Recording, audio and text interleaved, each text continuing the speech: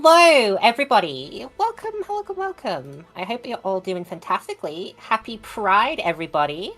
Welcome to today's Dungeons & Dragons sessions for PCU 2026, The Stolen Spectrum.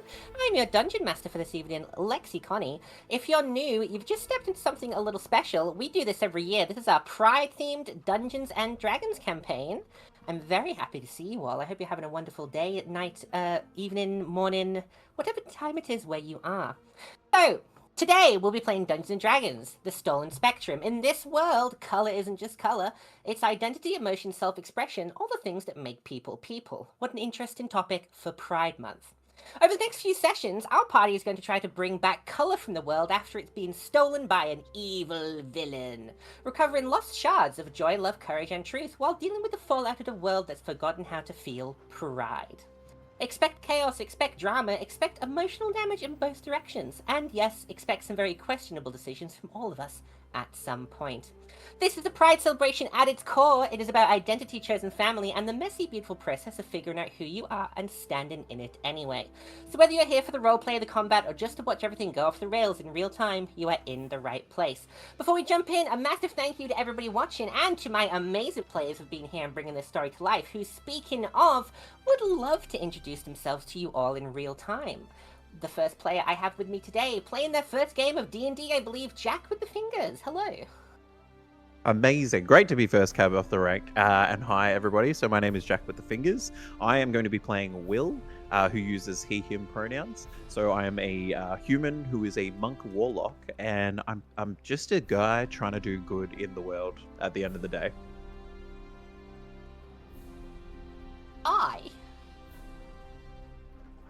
Amazing. Thank you so much. And next up, we have, returning from last year's Dungeons & Dragons session, a veteran of Pickleton, a veteran of setting people on fire with fireballs. We have Salem. Hello.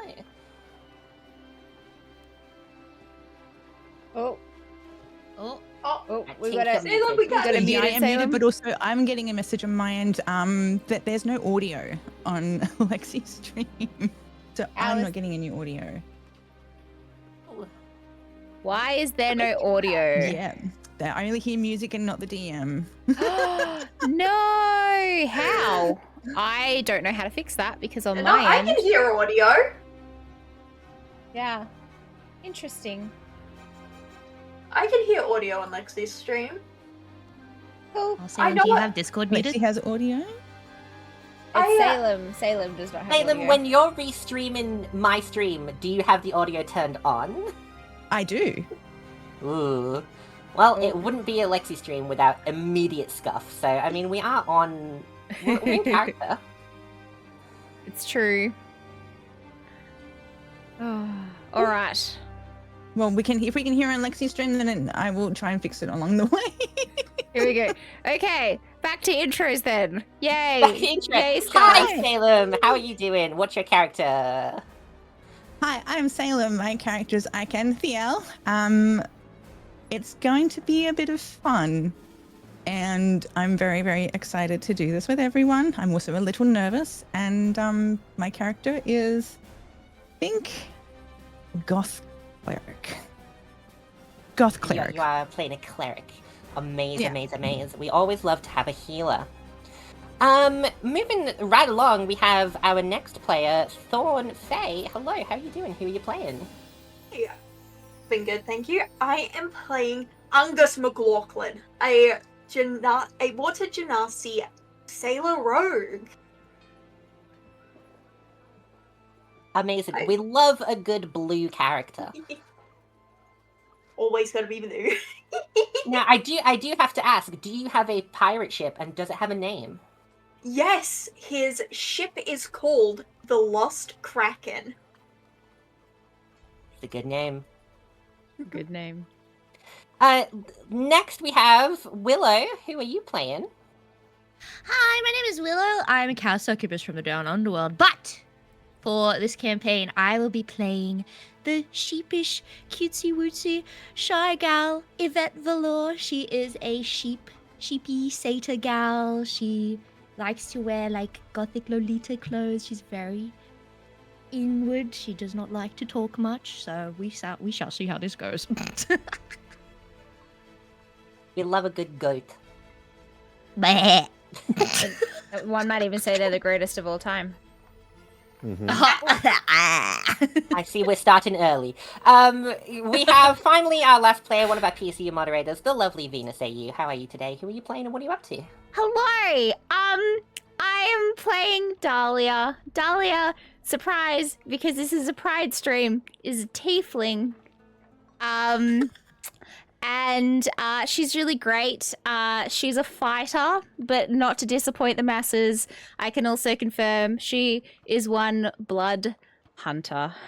So yeah, we'll see. We'll see how I go tanking for once. I guess maybe. Who knows? So, for those of you who are aware of the run-in joke, I would like to point out that in an RPG game in the year 2026, V is not playing a character that could be described as a hunter, but has still found a way to add hunter to her class.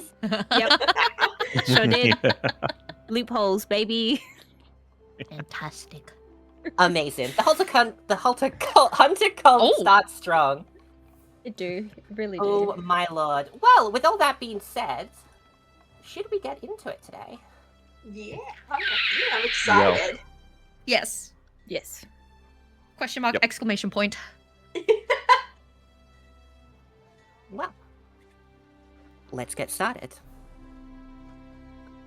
The sensation comes first. A sudden lurch in all of your stomachs as though the ground has disappeared beneath your feet. Light bends and twists around you, colours stretching into impossible ribbons before collapsing inwards. Then, silence, followed by the hard banging of your feet crashing into a wooden floor. The smell of old paper and burning wood fills the air. You find yourself standing in a small reading room. It is warm and comfortable, almost impossibly so. Floor-to-ceiling bookshelves line the walls, packed tightly with volumes of every shape and size. Some are pristine and gilded, while others appear centuries old, their spines cracked and faded by countless hands pursuing them over the years. A modest fireplace crackles in the corner, dancing amber lights across worn rugs and overstuffed armchairs. Dust motes drift lazily through the air, and somewhere a grandfather clock ticks softly. The room feels safe, yet none of you remember entering it, and none of you recognize it as something from your past. As your eyes adjust, you notice something strange. The books nearest the fireplace, vibrant and colourful as they are, their bindings rich with red, blue, greens, and golds. But further from the fire, the colour begins to fade.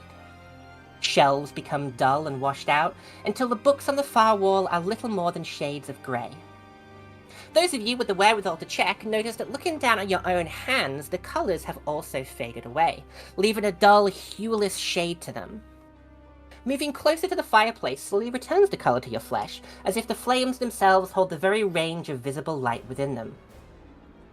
Seated beside the fire is a man, sat in a cosy armchair.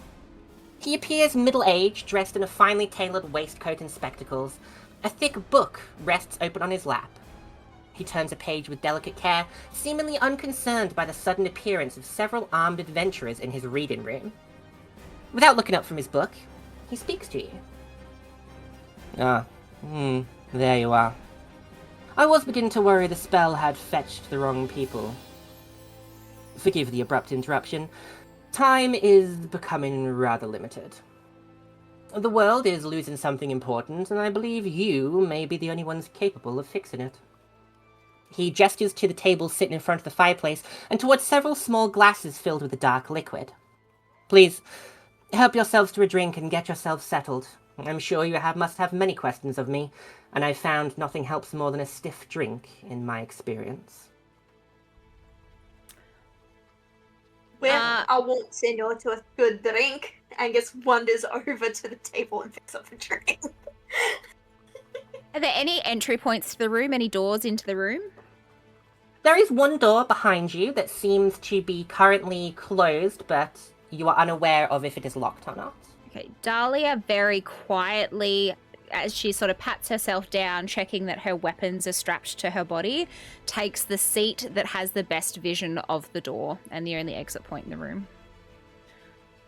You take a seat just next to the fireplace. You feel the cozy warmth of these flames flickering across your skin, but while the warmth coming from this fireplace is nice and cozy, you can tell that the entire room is a little bit chilly, as if located in somewhere cold.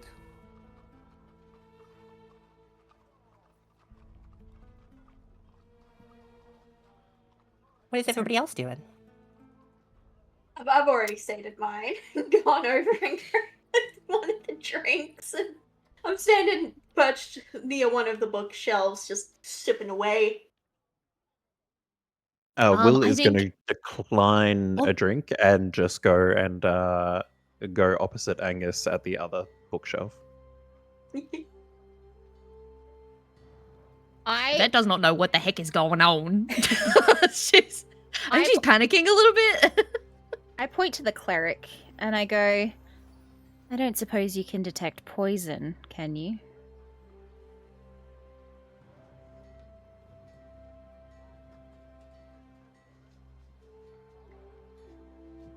I'm sitting here thinking, I don't know what I'm going to do right this second.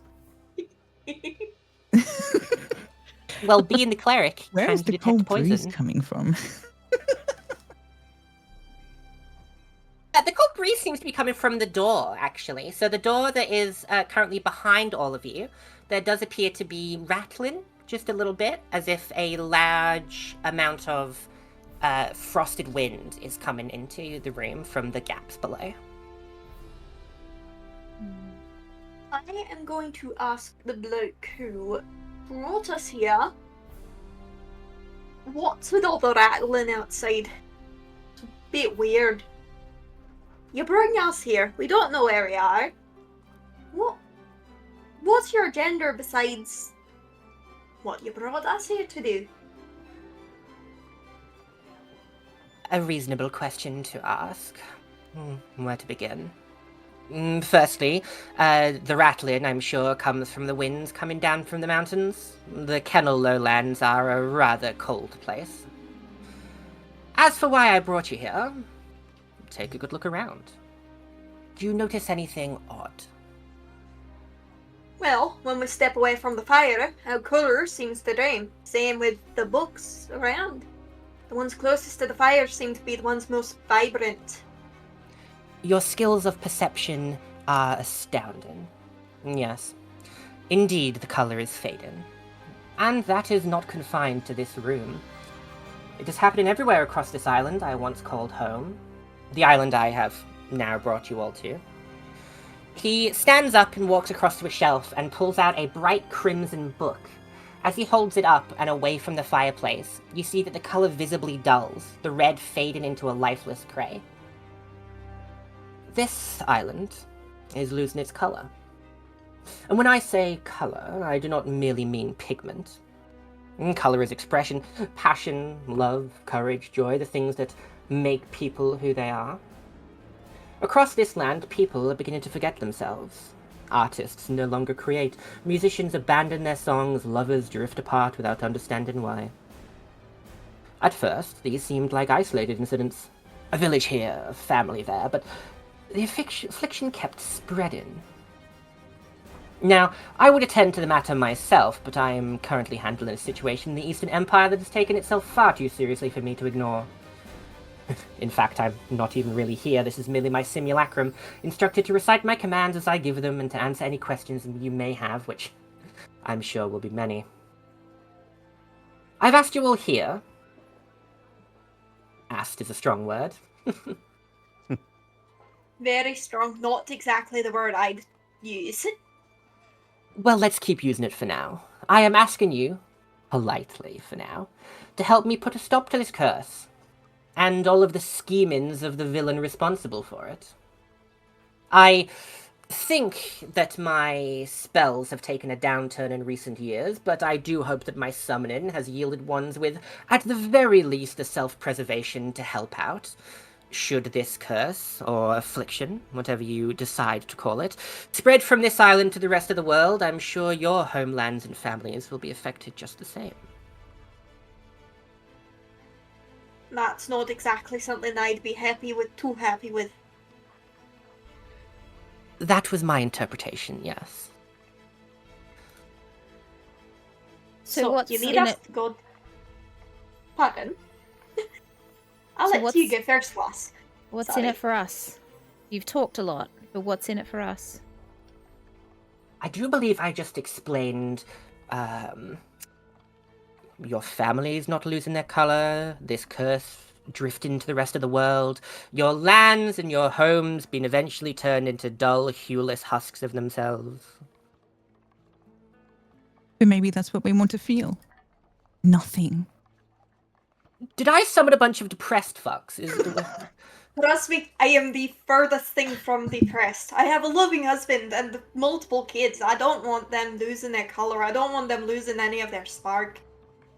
I'm just quietly crying. I don't know what's going on.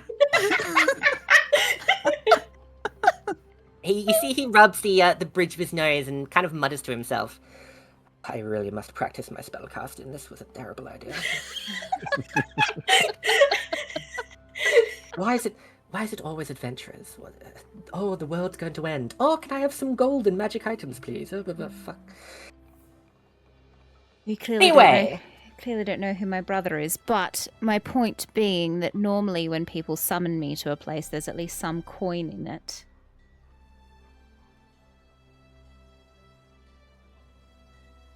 Very well. He snaps his fingers, and all of you feel the coin purses in your belts become slightly heavier. Well, Whoa! Why? take a little peek. It's Dahlia puts her boots up on the table, takes one of her hand axes, and like casually gets it into the table and just goes, "Now we're talking." All right, what do you need done? I mean, obviously the color and the world saving and all of those things, but where do we start? He looks down at the table. That is pristine tea-long wood. I would prefer if you didn't. Always Angus been more of a strolls fan of over a to- pincho palm myself, but I take your point. Angus strolls over and places his cutlass next to the chair that he's sitting on and sits down, that he's going to sit on and sits down softly. Count me in. Don't want my family members coming down with whatever this is. He pushes his glasses up his nose. I must say, I prefer you the most out of all of them. Very respectful. The pirate! The pirate is the most respectful one! Classic. He moves over to the fireplace mantle and removes a small box from on top of it. He opens the box to reveal a very small piece of what appears to be a cracked and softly glowing crystal.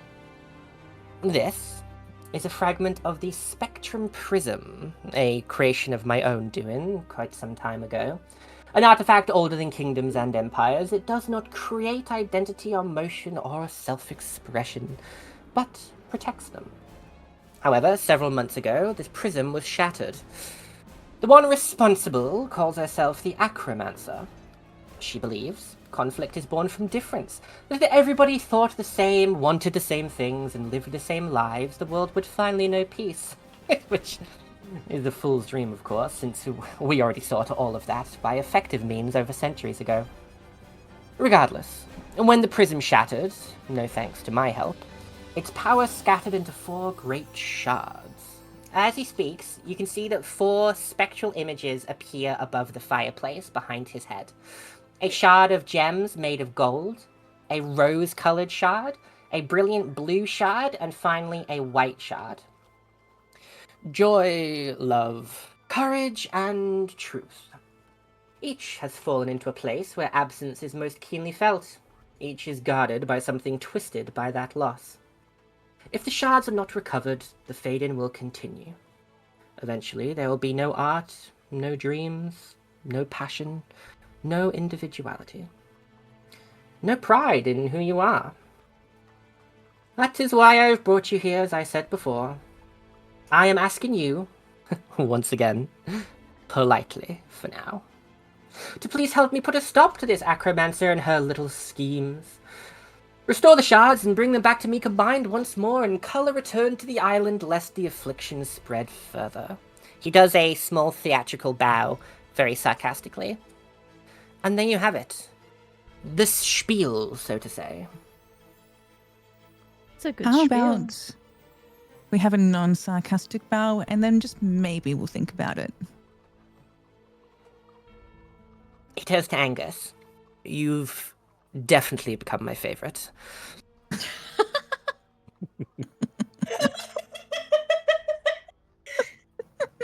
Well, thank you.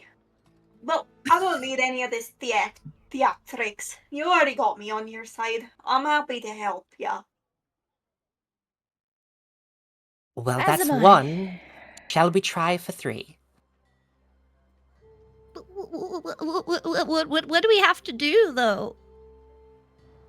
Well, I'm not entirely able to help out much further, but you see, this acromancer of her esteemed title seems to have collected a variety of minions that have taken over this island. 3 of them, to be precise. Each one of them reigning themselves over a certain region. Each of them, I believe, guarding one of the broken gems. I wish, with your esteemed help, to recover these and defeat these evil villains where they stand. Along the way, if you could happen to inspire the local populace, deal with the odd bandit, you know what you adventurers do. Scurry around with your little weapons and spells. I'm sure you'll figure it out. She just I'm nods sure we quietly. can decide. I'm sure we can get some inspiration in. Will takes a step forward and says, "What is your relationship to this acromancer?" Personally, I've had dealings with her before. Let's say at one point we were... co-workers is a very strong term. Let's say she was a subordinate of mine. However, after years of being on top of the food chain, one's ego tends to inflate. I've seen that Well, happen one too many times myself out on the high seas.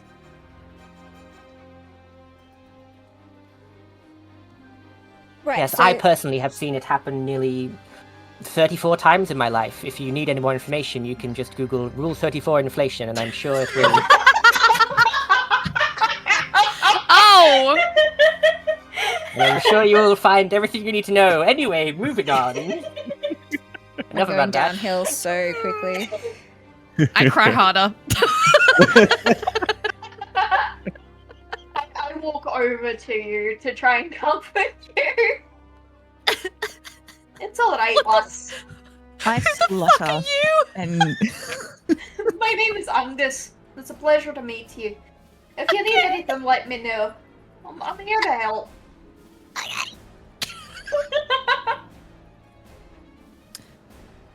I splutter and then say, fine. I am definitely intrigued after hearing about some inflated egos. I'm sure I could go for a little adventure, but how long exactly are we expected to be partaking in this? Until the task is complete. Unless you find some other way to meet your demise out there in the cold. If that should happen, I'm sure I have a few more summoning spells up my sleeve.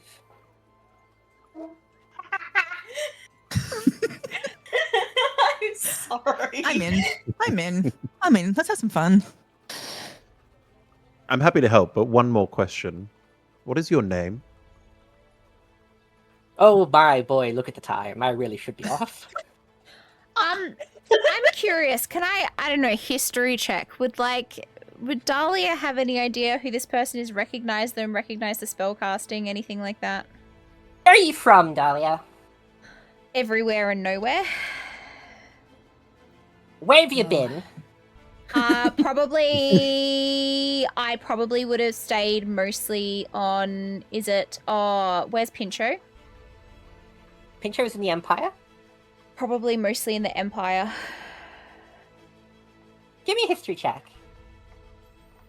Oh, first roll of the campaign, everybody. I get history checks with advantage for some reason. That's a Hell good yeah. roll. That's a Right, 16. what are we rolling? That's a 16. 16? Okay. I say that while this individual has some recognizable features to you, he doesn't seem familiar to you in a sense of that you have met him before. However, in the back of your mind somewhere, you feel like you have seen a statue or perhaps a portrait of an individual appearing similar to this man in the past. Okay. But I can't quite put my finger on it. But you can't quite put your finger on it. Okay. Good to know. Good to know. Alright, I turn to him. I go, so 4 parts of a crystal, yada yada. Where do we start? Starting point? Out the door? Head left? He points towards the door. Yep. To left? Right. Straight ahead. I suppose you don't have a map, do you, good sir? He sighs once more. Fucking adventurers. He snaps his fingers, and before you on the table is a lovely black and white map of the surrounding islands. Angus picks it up and has a good look at it. Oh, look at this. Oh, I can actually read this map for the first time.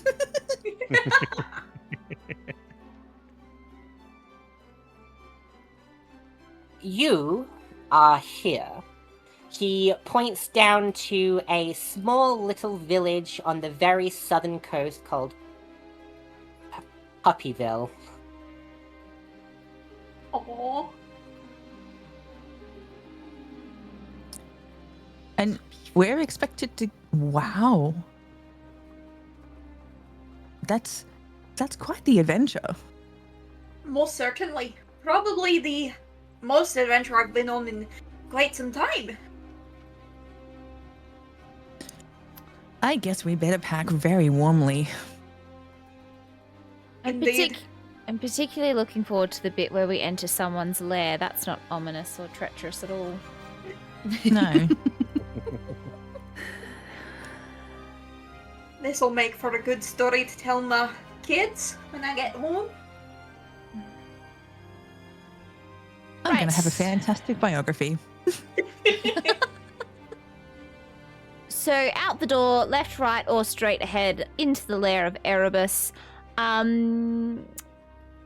not met any of you before. My name is Dahlia. I would suggest staying behind me unless you think you can take a hit, because, well, quite frankly, I don't want to have to stop what I'm doing to pick you up off the floor.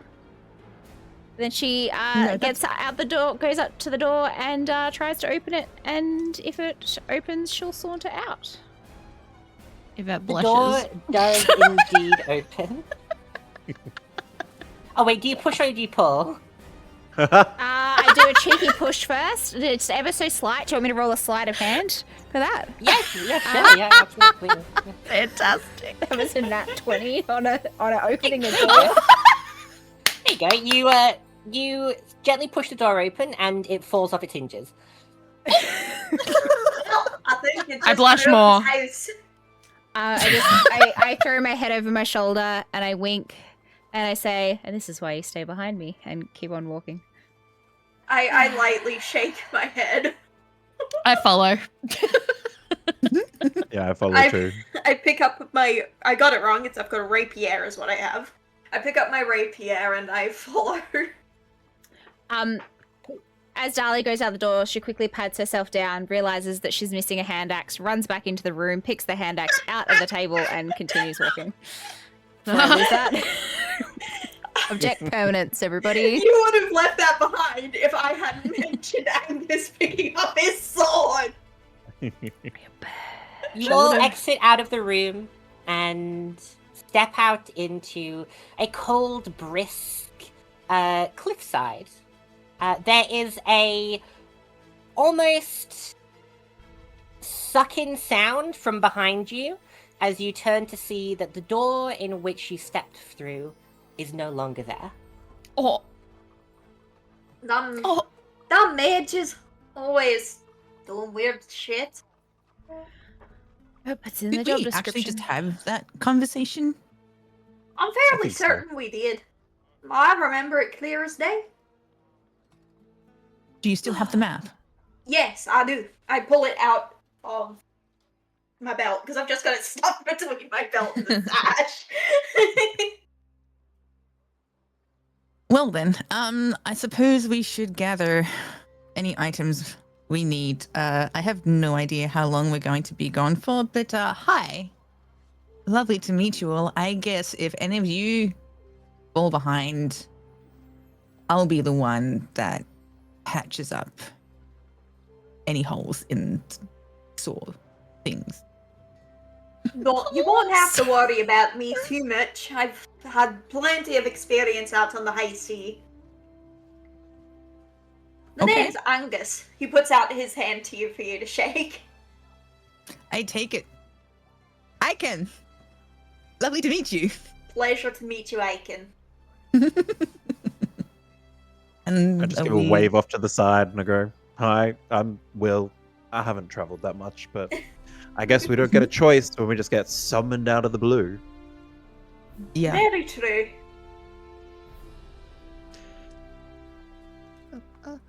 I'm going to go find things. I think I need to go find things. Come back here in half an hour? Agreed. No, I think the little wee lamb needs a little bit of comforting. I'll stay by your side for a little bit. we're not splitting up, are we? I'll stay by your side. He puts his giant hand on your head and as a full head pat. I just start crying again. He very quickly raises his hands. I did not mean to do that. That usually helps my kids. I am so sorry. It's alright. It's okay. And then I just shut up and I just sit there trembling like. It's okay, dearie. There's no need to worry. Adalia turns to you and gives you a little bit of a fanged smile and just goes, "Is there a name that comes with all of that fear, or is it just mostly the crying?" She just. My name is Yvette. Yvette Below. It's a pleasure to meet you, Yvette. I wipe away a big snot glob and I just nod. You too. He pulls out a hanky and hands it to you. Oh, thank you. I hand it back to you. Thank you. Oh dear. He just nods as he slowly puts it down behind him. I feel better now. Right. So I've as we interrupted to go get some herbs and bits while everyone's talking because I realize that we may have little time, so I should be back. Eventually. what are we actually seeing once we head out of like Papaville, wherever we were, or out of that door? Like, what is it like? What does the actual terrain look like? Is there a clear path somewhere? Anything like Yeah, that? so at the moment you are currently standing on a cliffside. Oh. The cliff edge is very sudden. There's no fence, no warning, just an abrupt end to solid ground where the land has been sheared towards the ocean. Behind you, the land drops into a vast cliff and then out into open sea. Clouds coil and drift far beneath you, obscuring whatever lies at the bottom. Occasionally, a gust of wind rises up from the depths, carrying with it this faint scent of salt and ocean breeze.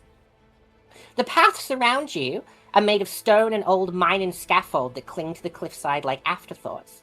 Wooden beams reinforced with rusted nails and hope more than engineering. Some sections creak gently even when untouched, as though they remember the weight of workers who are no longer there. Far along the cliff face, heading towards the north-southeast west, you see a town. From a distance, the town looks half forgotten. A cluster of wooden and stone buildings clinging stubbornly to the hillside, their roofs weighted down by soot and weather. Smoke rises from certain chimneys, but doesn't drift upwards as much as hang in the air, caught in a low, unmoving ceiling of grey clouds that never seem to part. There's not a lot of sunlight in this area, only a muted, bruised kind of daylight that filters through an overcast sky like it's been strained through ash. The source of the town's lifeblood becomes clear as you overview it: the mines. A wide scar is carved into the side of this cliff face, reinforced with heavy timber supports and iron rails. Carts creak in and out on tired wheels, loaded with dark stone and metallic ore that glints dully, as though it has already given up on ever being valuable again. Workers move along the paths between the mines and the town in silence, faces smudged with dust and shoulders bent. Eyes forward, but seemingly unfocused. You don't hear any shouted instructions or idle chatter, just a very quiet rhythm of labor, steady, practiced, and strangely hollow. The sound and the feel of this town in front of you feels subdued. You hear hammers striking on anvils without urgency, doors closing without force, footsteps blended into dirt roads like they're afraid to be heard too clearly. A bell hangs outside the city on one small wooden rotted post. Standing next to it, seemingly on a small log, is an old man. I walk up to him. Old man, what's going on here? We're from out of town. We just arrived. Nico, our first guest of this lovely Dungeons and Dragons 4-part miniseries, would you like to say hi? Hello. I am an old man.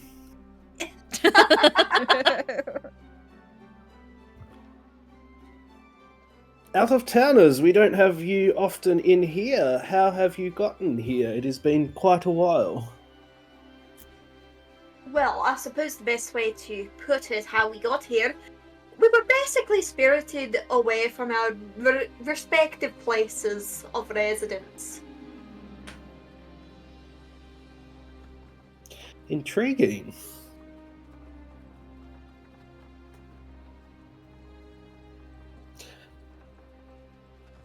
I have not seen such a cast of differing people in quite some time. What are your plans? Well, we're here to, I suppose, restore colour to the entire island. That's the job we've been given. A job from whom? An old wizard, I want to say. Didn't give us too much information, but just told us to restore the town's colour from the acromancer. Do Colour. you know anything about this acromancer?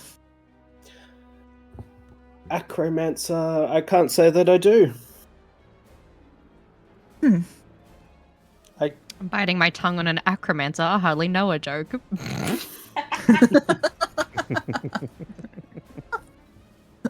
My memory is not quite well as it used to be, so I can't confirm or deny. Plot points, great, lovely. What do you remember, out of curiosity? All I remember is this island. Everything else is long lost to history. I've been here as far as I can remember.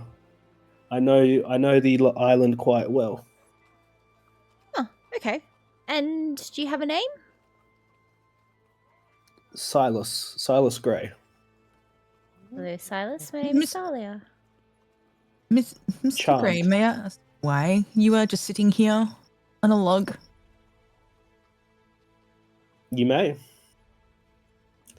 Why are you sitting here on a log? I'm merely enjoying the view out over the cliffs. Indeed, it is quite a lovely view. I've seen many alike it from my ship's helm.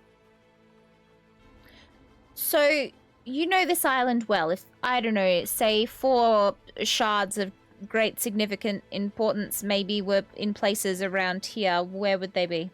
People wanted to hide something or... I couldn't say for certain, but I believe a short distance to the north, there may be something like that in the lair.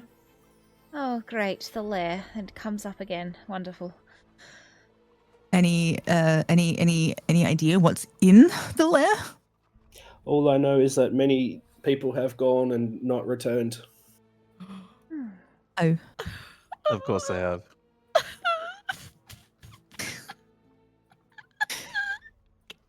is there an area nearby that I can just wander up to and grab some herbs, some resources? Is there a shop here that is stockable of items? There is. I don't remember where it is. My memory is hazy. Okay. Okay. Can we see a shop? Can Well, we see any buildings that look like a shopping district or anything like that? Hey, hey, hey! Here we go. Ooh, look at this. Okay. Where are we? Where are we? Yeah, where are we? Up on a hill, I You guys, imagine. it's somewhere in the region of, like, off the map over here. Mm-hmm. Hmm. Well then, I suppose it's time we head into town, explore a little bit. Thank you for all your help, Silas. You are most welcome. Silas, before we leave, is there anything in your memory that feels like it should be saying something to us? Is there anything on the tip of your tongue? I seem to be thinking quite a long time. All I can think of is that it is quite dangerous, that you should be well prepared should you head north. Oh god. Okay. Oh, Okay. God. Fabulous. Fuck. Oh god. Oh fuck. Okay. Is there a shop that And- sells handkerchiefs, perchance? I think we might be needing to stock up on a few. Yes, Uh, it appears we may need more than just the ones I have. I can always recommend some concrete from the quarry. Concrete. Less good for tears. Very much Concrete. good. I can work with I'm not. Is that, like, single ply concrete, or...? No, you bet, love. We aren't I just going to wipe my get face on the this. floor like, no, this is like, it's fine, don't worry, no, it's okay. I grab your shoulders and I pick you up, stand you up straight. We should Look- go. We don't do that. okay. Bye. Bye, Silas. Thank you for your time. Thank you for the... yes, definitely. Thank you for your time, Silas. Ali just does like a little, very casual. I put my hands out in a cup as if to gesture for some sort of payment for my information. I run back over and I put 2 gold pieces in his hands. Appreciate it. Okay, to the shops. We venture. I'm. There's a shop. I hope I see a shop that has herbs and supplementary things for me to grab. Does anyone else need to buy some certain supplies? If we go venturing and find one shop or two? Not off the top of my head. Angus is all good on supplies. We'll say, go with if- Akan to go shopping. I will say, if you can't find a store that supplies herbs, I might be able to help you otherwise. I don't know. No worries. Potentially. I don't go outside. I'm terrified, but in theory, I can help you.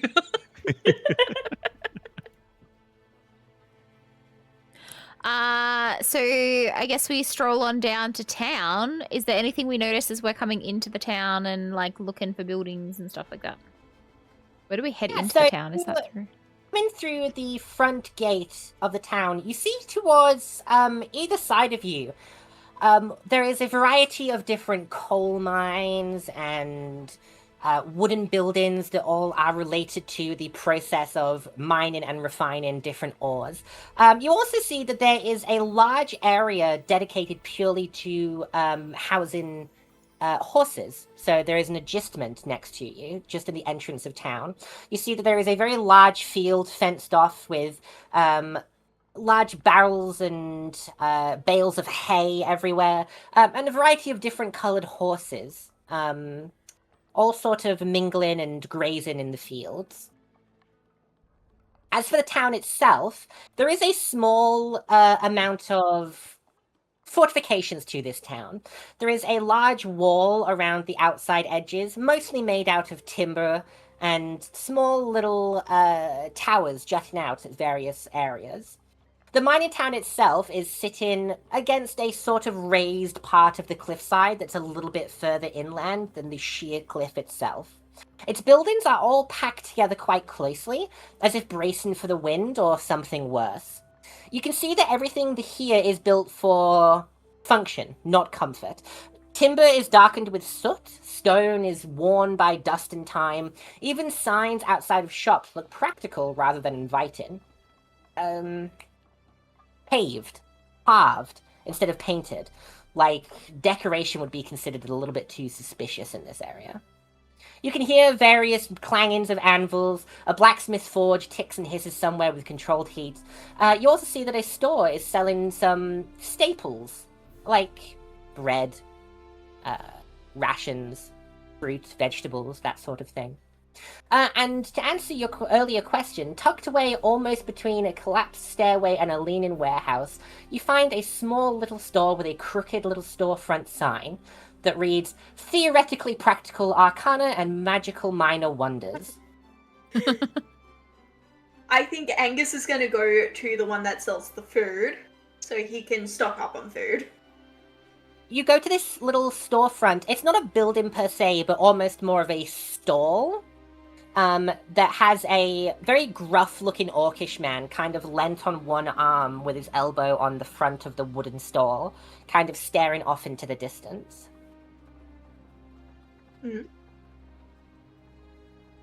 Good day, sir. I'd like to procure some food. Yeah, what do you want? What does he have? I know you said bread and rations, and... I got bread, cake, various fruits and vegetables, some fish. I imported a pineapple the other day. I'll take some of that fish, some vegetables, bread, and some of that cake as well. Yeah, sure. Do you have, like, a monetary number of the amount you want? I can spare about... How much would 15 gold get me? You see, he raises one eyebrow. Every piece of food item I've had in the last year. I'll take it. Need to make sure the party is fed. Right. We're eating good tonight! Woo! Can I see the gold? Of course, he pulls out 15 gold. He reaches out to take it from you. Yep, and he lets him take it. He bangs it on the table, bites into it, looks very confused before putting it in a little pouch by his side. He goes behind and he picks up a very large burlap sack and puts it on the edge of the table and takes one arm and just sweeps the entire table into this burlap sack. Oh my god. And just closes it up with a piece of rope and then very tentatively hands it to you. Pleasure doing business with you. Yeah, you're welcome. I throw it over my shoulder and join back up with everyone. Angus, that's a lot of food. Well, I need to make sure everyone's fed. And you're going to carry all of that? Well, yes. Please How do. much does it look like What it is in there? weighs? Out of curiosity, like how much That's does it a look really like it good weighs? question. It's a really good Here question. we go. So look, in the middle of a random buttfuck poor island, gold is a lot of money. Like, bread and stuff is worth a couple copper. So Well, I Angus guess didn't know this. it depends on like how much food this guy had on him at the time. Let's say you have like a sack with like 30 pounds worth of food in it, I guess. Oh my god. Like you have a small dog sized sack on your back. I love a small dog-sized sack. I'm just doing the logical thing for Angus, which is acting like a dad. Yeah, and Perfect. inside that sack you have like multiple bread items, like baguettes, some loaves, a couple sourdoughs. You have like some donuts, a couple cakes, some basic rations like crackers and cheese. You have a pineapple. Does Angus Yeah. share this with the group? It's the whole pineapple. the This bag is a to lump- share with the group. a bit of a lumpy bag. Is there any like practical like military food in there, like rations, any hardtack? Yeah, there's any... there's some like crackers, you know, like Okay. staple food, you know, long lasting stuff in there. Okay, is there like another, I don't know, like another like 10 days worth? Roughly? Oh yeah, I don't think you guys Oh, need yeah. to buy rations for the rest of the campaign. Okay, Dahlia's gonna We're pocket, set. like 10 days of rations for herself though. Just Okay. Let me, where's my... Shopping! we love a shopping No, episode. Yes. I did not mean to buy out that man's entire stock. Iconic. While everyone's doing that, I'm gonna take a stroll around because I feel like, you know, they're gonna be easy to find again. I'm gonna take a stroll around the town.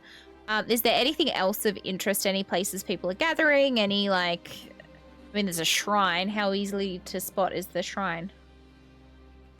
It's a massive statue, so quite easy. What does he look like? I'm assuming So- Jakar's a dude. Jakar is it's been a while since you've read the lore doc, I assume. Yeah, a little bit. Okay. I mean, seemingly how this is a running thing with you today, V. Could you give me a history check? Heck yeah, I can. Oh, that's not very good. That's a 8. Oh wait, I have advantage. That's not better. That's an 8. Okay. You're not sure. Okay, you go up to this statue and you see that there is a little inscription that says "dedicated to Jakar." You're not sure who Jakar is. However, the statue is depicted a large ogre-like creature with one eye and seemingly a very large wooden club. At its feet are small, tiny little statues of things like kobolds, humans, ogres, giants, things like that. And there is also a large symbol inscribed into the plinth below it of a snow-capped mountain peak. Okay, good to know. Snow-capped mountain peaks. Any people like gathering anywhere? Any like people loitering around? Yes, you see there is one individual next to you, seemingly a what's the word I'm looking for? I can't remember their names. They're kind of like giants, but they're not giants. Furbolgs, that's it. It's a furbog that seemingly is kind of trussed up in very heavy fur clothing, and this individual seems to be holding a small symbol that you saw on the shrine on a little necklace chain thing. I walk up to them, Riz activated, and I go, hello there, my silky furred friend. Do you have a moment of time? I am not from here and have a few questions. Yes, How can I help? There's a lair up there, very ominous, referring something to something as a lair. Any idea what is in there? I hear people go in but don't come out, which is quite frankly terrifying. There's a lair up there. That's it. And I point to the And a chair as well? Where my head was going. Yes, there might even be people with games and stories to tell. Who knows? And stories I've heard, yes. Yeah, okay. What stories have you heard? What stories have you heard? Out of curiosity. He looks up towards the mountains in the far distance, and for a moment looks like he's about to say something, but the idea seems to fall on his tip of his tongue without him being able to get it out. Yes, that's where the, Let me guess, foggy memory. Just a tad. Somebody lives there. I feel like he used to be in charge around here. But not that guy, and I point to Jakar's shrine. Oh, no. No, of course not. That's Jakar. That's the god of hills and mountains. He's a god. You know, holy, celestial, hit you with a big club. Oh. Yeah. No, had a brother taken out by one of those and his girlfriend too. I'd rather not go down that path, thank you. Right. Foggy memory, someone lives there. Thank you so much for your time. That's very enlightening. Thank you so much. Yes, you're very welcome. I hope you do enjoy the rest of your day. Can we say I've caught up with Dahl and I get there on her repeating foggy memory? Yeah, you turn around and you see one of your newfound companions has joined you. Arnold, right? Arnold? Angus. Thank you very much. Close, but no cigar. So the whole memory thing seems to be true. So apparently the dude that brought us here without any consent isn't completely full of shit. So that's delightful information. Definitely. But I've heard of foggy memories happening before in other parts of the world. I don't know if it's the same thing. I doubt it is. I doubt we have any worry for it. And what's that? Just people forgetting out of the blue, or? Yes, a little bit out of the blue, but often gradually. Especially when someone goes missing. Right. More magic. We love magic.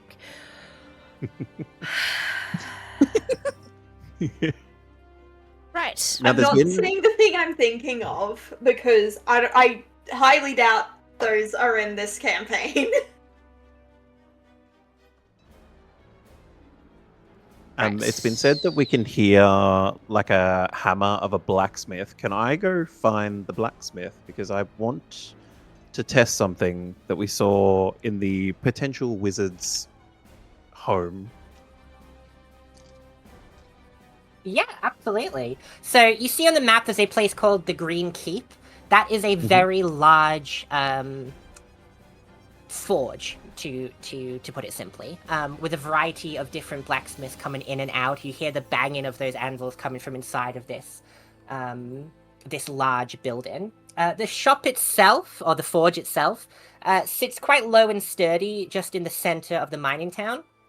Its walls are very thick stone, reinforced with iron bands, and blackened by years of soot and heat. The roof is a bit slopey, uneven, patched in places with mismatched metal sheets that catch dull grey light of the overcast sky. And from outside, you can feel the steady pulse of heat radiating from within. A sign hangs above the entrance, swinging rarely in the wind, which says, The Green Keep, M. Kerr. Interesting. I would like to approach and essentially try and warm my hands by the fire, because what I want to see is fire giving off radiating heat and also color? Because as we got further away from the fire in the old man's house, it became grey. And I just want to see if fire outside of the wizard's domain does the same thing. Yeah, once you go inside of this keep, you see that there are many forges all over the walls, a variety of anvils and large stacks of boxes full of a variety of metalworking tools and resources. Iron bars, ingots, nails, hammers, tongs. You go up to the closest forge that is currently being run by a dwarvish woman who is currently hammering a pair of horseshoes on her anvil. You go up to the nearby fire and hold your hand out to it. It is warm, it is pleasant, but it is not colourful. No problem. I'm just gonna say hi. I'm Will. I'm just wanted to warm my hands. Aye, yeah, go for it. Fabulous. Is there anything of note that we should check out while my friends and I are in town? Are you not from here? No, we're just sort of just dropped in and we're passing through. Have you attended the Rock Appreciation Society meeting? Look, we've just got here, so can't say that we have. Are we able to? Yeah, we have a meeting actually scheduled for the nightfall tonight. We're sort of a group of miners that meet weekly to appreciate stable geological formations. Well, that sounds stunning. Is there any sort of rock that we need to bring with us if we were able to fit it into our schedule? Well, first timers usually have to bring they have to present a rock to the group, give a small speech about it, and talk about what sort of properties the rock may have, if it's metamorphic, igneous, or whatever the other one is that I can't remember right now off the top of my head. Subcutaneous, I think. That sounds absolutely delightful. Sedimentary, that's the word I'm looking for. Sedimentary. I have seen a map of the area. Do you think maybe we should potentially find something fun and interesting in the lair that's near here? The lair. I don't quite know what you're referring to. But if you find some emotional attachment to a certain type of rock, I recommend that you bring it. We're suckers for a good sob story. One lady actually came in and talked to me about some granite she once had that she made a wedding ring out of, but unfortunately the wedding ring got swallowed by her dog. So the story was really about how granite can actually be very well upheld in the bowels of canines. That is incredibly fascinating. It's one of the top stories. We put it in our Hall of Fame book. Amazing. I'm gonna go and catch up with my friends. I'll let them know about it, and hopefully we'll see you later. Oh yeah, not a problem. Oh, by the way, if you see the survey officer for the mandatory morale survey, just be honest as you can. They get a little bit antsy around this time of year. Okay, the whole story about sentimental rocks reminded me to put the gold wedding band into my character's equipment. Oh dear. Thank you very much for your time. I'm going to leave the Green Keep and catch up with. I think Valia and Angus are still near the shrine. Yeah, no problem. Yeah. On that note, I was actually going to head to a blacksmith anyway because I want to buy a longsword. So, Sure. Well, as you're entering the blacksmith, you see your newfound companion Will exiting the blacksmith, muttering about rocks. Hello. Look, thing about wizards, is they're kind of shits, and I seem to have misplaced my longsword because of a wizard being terrible at teleportation. I don't suppose you have any in stock. Are you talking to Will or the dwarf? To the dwarf. Okay.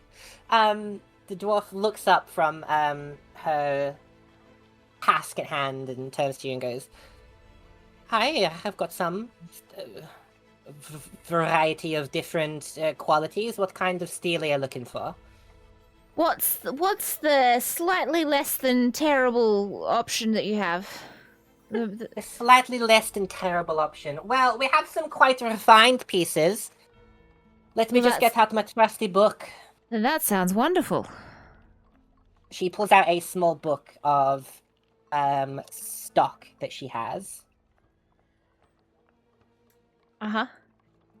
Does she have it? I'm pulling out my real book of stock. I was just say, remind me how horrendously expensive green items are in your world. That's what I'm telling you. So you can get a common item for 100 GP, an uncommon item for 500 GP, a rare item for 5,000 GP, a very rare item for 50,000 GP, and a legendary item for 500,000 GP. I reckon I can scab off the group. I'm gonna get the longsword +1. Thank you. Longsword +1, I believe, would be 5k. Oh wait, didn't you say 500 gold? For uncommon? Oh, is +1 uncommon? I thought +1 was rare. For longsword, Let me quickly check. Sorry, it's been a while. It's been a while. Oh, sorry. Okay. I can use a longsword as a blood hunter, right? I can as a fighter. Don't worry about it. I'm good. We're good. Okay, so if you write another word, it doesn't bring up anything. Yeah, +1 is uncommon. Why can I find longsword? Hello? It's one word. Long.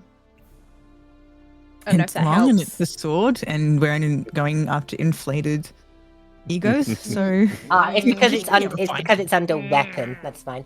Yes. So weapon +1. Have a +1 bonus to attacking damage rolls made with this magic weapon. Will be an uncommon item, 500 gold pieces. I will remind you that the individual that summoned you here gave you some money that I gave you guys before the session started. If you do remember that. Yeah. Yep. Mhm. And I've just blown all my money.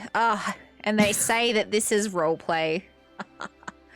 Did you guys, by the way, just a quick DM check-in? Remember way back in the day I told you guys to add a +1 item of your choice, or like a rare magical item of your choice, just making sure everybody did that. Nah, sure did. no. Oh, How do we do The new that? guy did. I definitely did. I might go to. There's a table that you can roll on where you have a chance of either getting a magical item or a unique item. I might go to that table. What Fine. rarity? So, like I said before, you guys are allowed to add one item of rare quality or lower to your character sheets as spoils of previous adventures. Oh, And this doesn't impact any of the gold that you currently have. Just this is something you guys should have done a while ago. I might have a link that can come in handy for this exact thing. Hang on. If it makes things a little easier, Here we I'm go. just going to pop in the chat a link to the D&D Beyond magic items list. If you guys want to have a little... Literally what else? A quick looky-tookie, if you'd like to. Literally exactly the same. Oh. Slay. And I'll give you guys a couple of minutes to do that. And while that happens, I'm going to just vamp a little bit. So fun fact for the party... No, sorry, not a fun fact for the party. Fun fact for the viewers. There is a...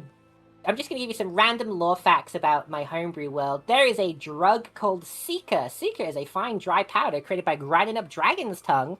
Pale in color depending on the flight of the dragon, the substance was procured from. Seeker is inhaled through the nasal cavity, with a small amount being enough for an average human.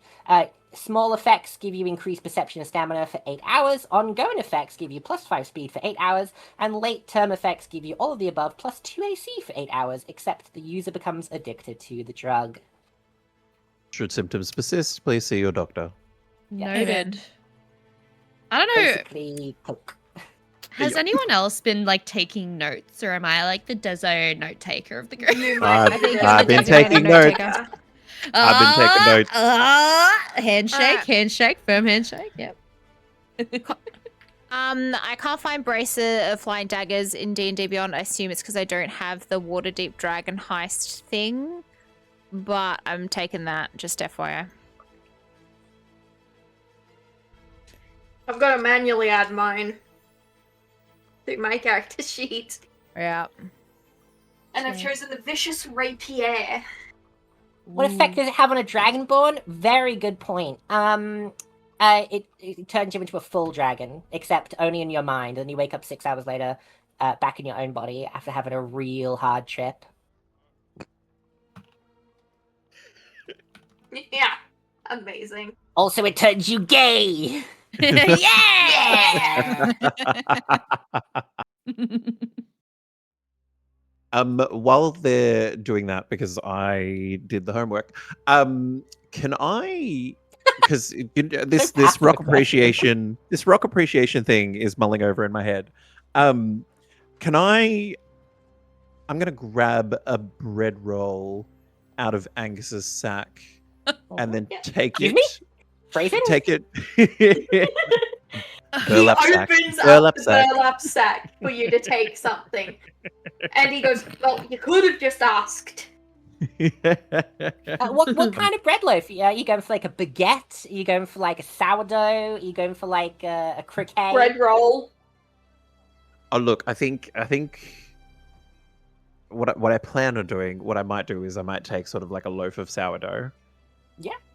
And I might be stuffing it up because I don't know if they're still here. Can I take the loaf back to Silas? Yeah, Silas, are you still sitting on a log outside town? I don't know if Nico is still here. Yeah, that's Sorry, okay. yes, yep. Hey! There he is. Are you I still may on a or may log not outside have- of town? I have wandered into town. Yeah, you beautiful. turn around and there's just this ominous elderly individual sort of hobbling along the street. That's what I want to be when I grow up. Ominous. Amazing. Silas, hi. Me and my friend spoke to you before. I've just been told about Who? this rock. Fabulous, that's right. Foggy memories. We met you before. Yes. And I was wondering if you'd like this loaf of bread. And in exchange, do you know where we can find any good rocks? We're never getting these prison shards. Rocks. Plenty of rocks in the lair. I do not need your bread. I am gluten free.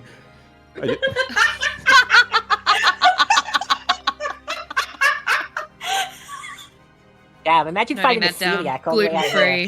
Gluten-free. Very important, gluten-free. Silas Grey is gluten free. Yeah. Gluten free. Write Yeah. that down. Brilliant. Well, you guys ever know played what? Borderlands? Thank you, Silas. You know how when you fight a Shiny, boss, shiny rocks. Yeah. Lots of shiny rocks. when you fight the Brilliant. boss in Borderlands, it comes up with like a little like tagline underneath it. I like to think that like a large picture of Silas just appeared on the screen with the tagline "gluten free" underneath it. Yeah. Amazing. Perfect. 10 out of 10. Okay, I will thank Silas for his time and wander back over to Angus and go. It was I nice thought to I was- meet you. It was lovely to meet you too, Silas. I'll go back over to Angus and go, you know what? The idea didn't pan out, so we've still got Well- the loaf of bread. Well, you tried, and that's what matters. I take the loaf back and I put it back in the sack. Beautiful. Well, suppose we need to get everyone together to go and visit the lair. I think Icon wanted to do something before we do that. Shopping. Shopping. Is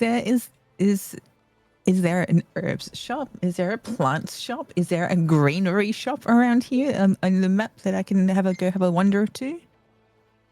Not specifically a herb shop, however, there is that sort of like magic shop that I mentioned Yes. earlier that may have what you're looking for.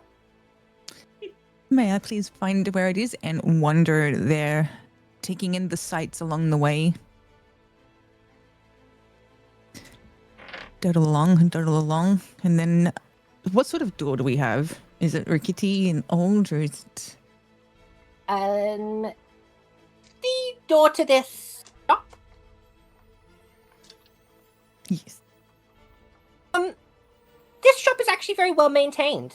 It is made out of what seems to be a very pale colored timber, very painted intricately with like an almost marble colored paint. The door itself has some almost gilded golden etchings around the ends of them, and is a very solid door with a circular handle in the center of it. A certain handle in the center of it. Circular handle, like a doorknob. Okay. I go to open the door. Do I have any resistance opening the door with the circular knob in the center of the door? It opens perfectly easily. I push the door open and I sort of peek in before I walk in. Is it light or is it dark and dusky? It is very light in here. Okay. Black and white, but very light. Mm-hmm. All right. What do I see around the shop?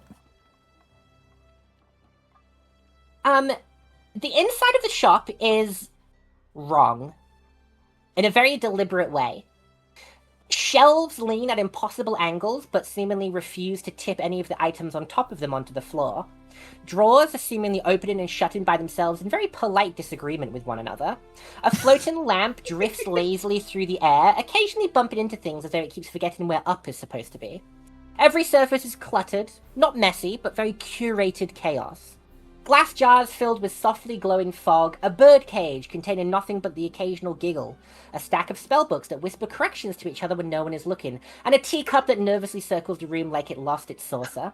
Above the counter hangs a sign written in bright, uneven lettering. Ricky Shabaz's wonderful practical and only occasionally explosive arcane goods. Ricky. When we get you, Ricky. I love the teacup just running around looking for its saucer. That's fantastic. I am very overwhelmed by everything that is happening. Is it noisy? It is... say noisy, but it is animated in here. Okay. All right. I take a little wander around. I marvel at the teacup that is looking for its other half. I am looking around to see if there are any accessories, magical accessories that would assist along the way, i.e., necklace, bracelets, rings. There is a variety of said things. There are layers upon layers of stacked necklaces. There are goblets full of small rings. There is a chest in the corner with a variety of different magical spell scrolls in it. The way I like to run specifically well-stocked magical item stores is that instead of me sitting here listing things that you might be interested in, if you would like to go ahead and look up any items that you would be interested in, I will let you know whether or not this character and this shop may stock said item. Okay. I'm opening the thing now. Yes, everything, but if you ask for like a legendary item, I'm probably not going to give it to you. Probably also wouldn't be able to afford it. Well, there's always a chance that you'll steal it because I know how you players play. Don't have a specific item in front of me. The one I have, I am definitely not going to be able to afford from this shop, considering it's a blue. So all I'm saying is that haggling and thievery exist. I mean, if you had Angus with you, Angus has a really high persuasion. No, I think I'd need Dahlia for that. Yeah, for theft. The alignment. My alignment doesn't work with that. A green necklace. A green necklace. I haven't got one in front of me. A necklace that is green. That make me feel pretty, but also just have a little bit of magical assistance.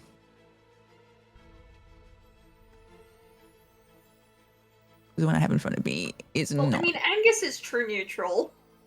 Are you looking at the item I sent you, Salem? Yeah. You could just have that as a freebie. We can just retcon that. Yeah, as a freebie. I'm realizing that now. I could. Okay. What about a ring? Just a green ring. What type of ring would you be interested in? You have a little look through the Mhm. variety of these items of perusement.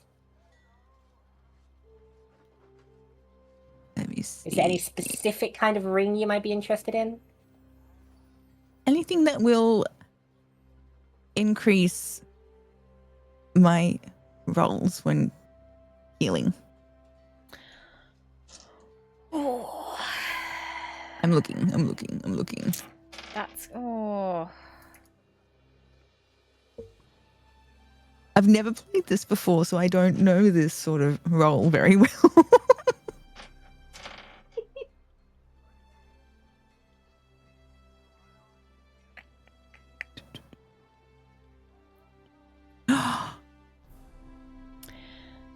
What about?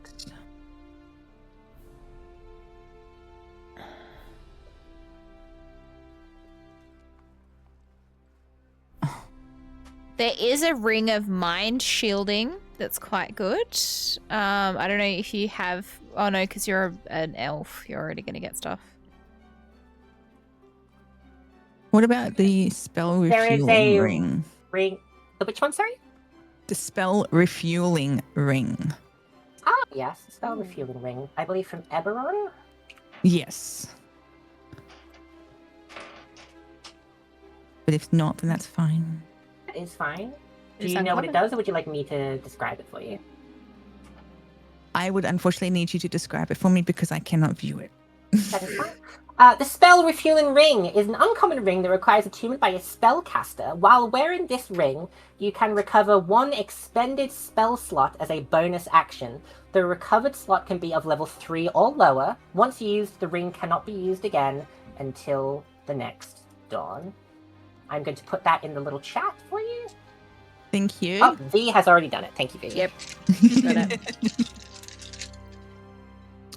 I like D&D. I know things. All right. I have wandered around, and I would like to find the lovely shopkeeper, if possible. I yell at hello. I would like to purchase something. Where would you like me to? Would you like me to bring it to you? You hear the sound of a voice calling to you from behind the front counter. Mhm. Just give me 1 second, please. No. problem. That is clearly a 12% chance of spontaneous combustion. Don't be dramatic. Oh, Why everyone did I enjoy ever Ricky. enchant you? Get out of here, you damn little abacus. Well, give me 1 second, please. You see a small gnome is currently climbing up the side of this counter as if they are scaling a tremendously sized mountain. Eventually, they get to the top of the counter and stand upon it. Barely 3 feet tall, dressed in a coat that appears to have been tailored out of the colors blue, pink, and white. There seems to be a chaotic sense to their hair. And once was a large puff a la Jimmy Neutron, now sticks out in various chaotic directions as though static electricity has permanently claimed residence there. Round goggles sit pushed up on their forehead, though one lens is cracked and glowing faintly. They have dismissed away a floating abacus that seems to gently drift off into the corner. Or intruders, it's hard to tell these days. Either way, welcome! You've arrived to Ricky Shiraz's emporium of extremely questionable but technically legal magic. Probably legal, mostly legal, legally adjacent. We're working on the name. How can I help you? Tell me, are you here for something useful, something dangerous, or something that will absolutely make your life worse in a fascinating way? I recommend the third option.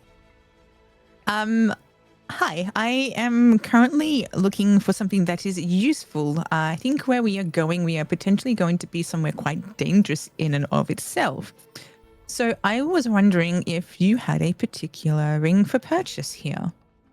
Yes. Well, we have plenty of rings. Are you looking for something for protection?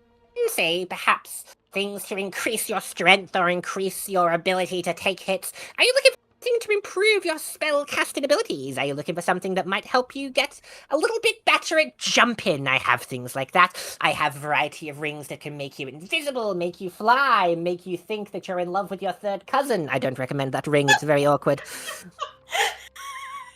What's the third cousin specifically? Well, you know, when I enchanted the ring of Alabama, I didn't think that I was going to sell it, and so far I have not. I forgot about Ricky after all of these years, and I don't know how I feel about this being the fourth NPC that we're encountering, but here we are. I think I have an idea of what I'm after, but please tell me more about the ring of jumping. Oh, yes, the ring of jumping. A very simple ring. It's, how would one describe it? Have you ever jumped? Yes, I have. Amazing. Well, there is this magical spell created quite a long time ago from some ancient wizard or spellcaster of some sort, and when you cast said spell, your ability to jump into the air is increased, and your jumping ability can launch you into the sky 30 feet. Very, very impressive. This ring has this magical spell imbued within it. So whenever you cast said spell, using, let's say some sort of bonus action, you will be able to then jump into the sky. 30 feet, I must say. Quite impressive. However, you must also remember that landing can be a problem.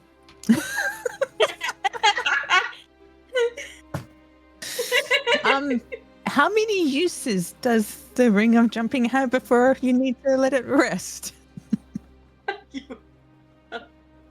I think it has one. Let me just check. Genuinely, I don't. Hang on, let me just quickly check. I don't think it does. I'm pretty sure the ring of jumping just says you can cast jump, and that's it. Like, I don't think it has a. Okay. Okay, so you can cast jump from it, but it can only target yourself when you do so. It's a first level, lasts 1 minute. Is a bonus action touch spell. Transmutation. I mean, yeah, it doesn't seem like there's any sort of what's it called? Limitation to it. It just kind of lets you do it. So once per turn, you could use a bonus action to make yourself jump. Lordy. Amazing. No notes. The question is the best part. Have you ever jumped? That's the quote so far. Okay. I am looking for something that will help me specifically with keeping my spells going. Keeping your spells going. Well, it's such an interesting question to ask of me. I just so happen to have one particular ring called the Spell Refueling Ring. I'm sure you've heard of it. Okay. May I ask, how much would this ring be? Let me just check my book.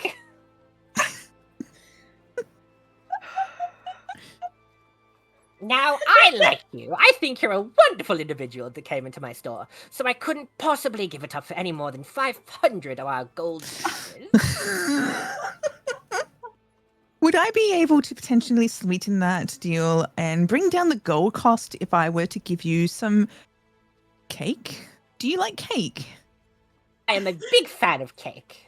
Basically you're summoning Angus. And what about? Do you need? Would you take with your cake? Would you like some bread or some rations? Is there anything that you need when it comes to the food side of things? Do you have any Battenberg? I have no idea, but I can go and ask my friend who is holding our portions. If you were to find me a fine delicacy known as Battenberg cake, I would be very much happy to give you some sort of friendly discount. All right. Well, if you would put that aside for me, I will be back momentarily. I just need to go for a wander and find our food. Very well, you may do so. I shall be waiting here with you with bated breath. Please make sure not to fall over the teacup when you leave. Oh, yes. Where is that right now? And I look for it, and then I skirt around, and I very daintily, with a bit of pep in my step, run out of the store. And I am looking for you. Angus. I just He's kind of coming stand up out the there. road. Daddy Angus! You look out and you see just a massive sack being dragged along the road by this genasi. No, it's over my shoulder. I wouldn't want to ruin any of the food. Of course, you got to keep things hygienic. So, I have no idea what a Battenberg? Battenberg. A cake is. I ask, and if anyone else is around, I will ask, what is this cake and what does it look like, and do we have it? Do we have it? It's fine. I suppose I roll an investigation to see if it's in the sack. Yeah, go ahead. You roll an investigation to search for a Battenberg. Yep. A sentence I never thought I would say in Dungeons and Dragons in my life. I don't think I've ever heard of Battenberg. I'm intrigued. 20. 20? Yeah. 21. Oh, 21. you better believe that bag is burged up with some batten.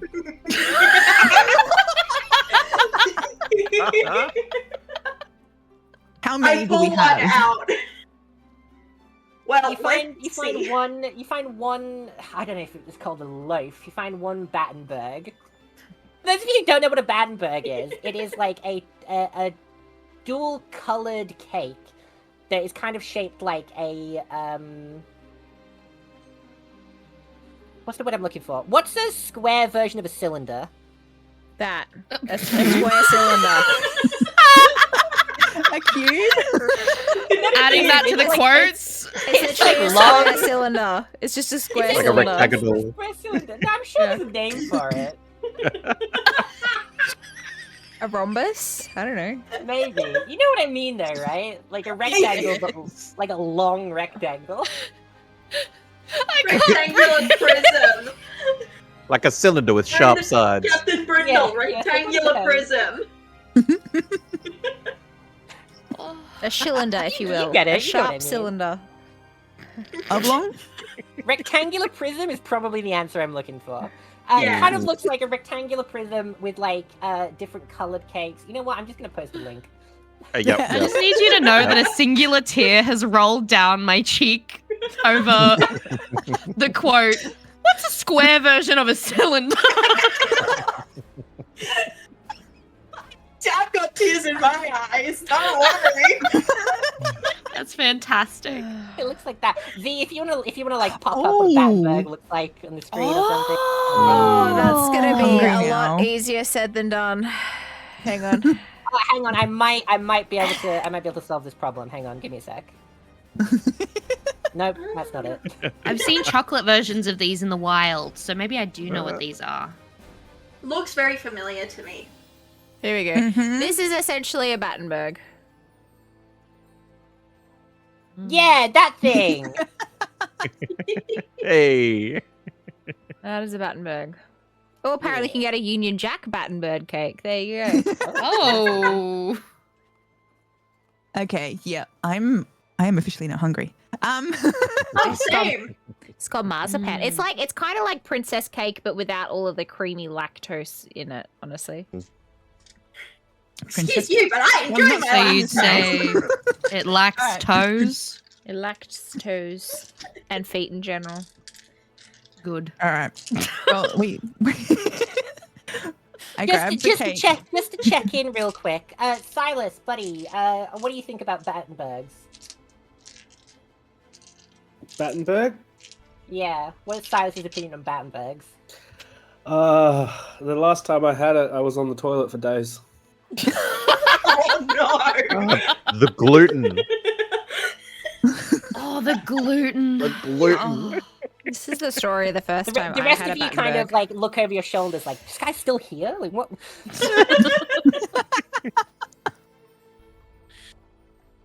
All right. I pull out 2. Let's just say I pull Two? out 2 of these things. Okay, so you're dual wielding some Battenberg. Yes, basically. All right. I am, if it's okay with you, I'm going to utilize this and we're going to take these and I'm going to get myself something that will hopefully help us on our adventures. Are you okay with this? And Of course I am. Anything to help the party. Okay. All right. I shall be back. And then I scoot straight back over to the shop and I burst in, nudging the door open with 2 cakes in one in each hand. Make me a dexterity saving throw. Oh, Oh, no. Oh no, the teacup. Oh, no. The teacup. Hang on. What am I rolling? A 20? Yeah. Yeah, and you're making a dexterity saving throw. So you're adding your dex or any additional bonuses you have to specifically dexterity saving throws. Which would be acrobatics. Okay. Yeah. I believe. Oh,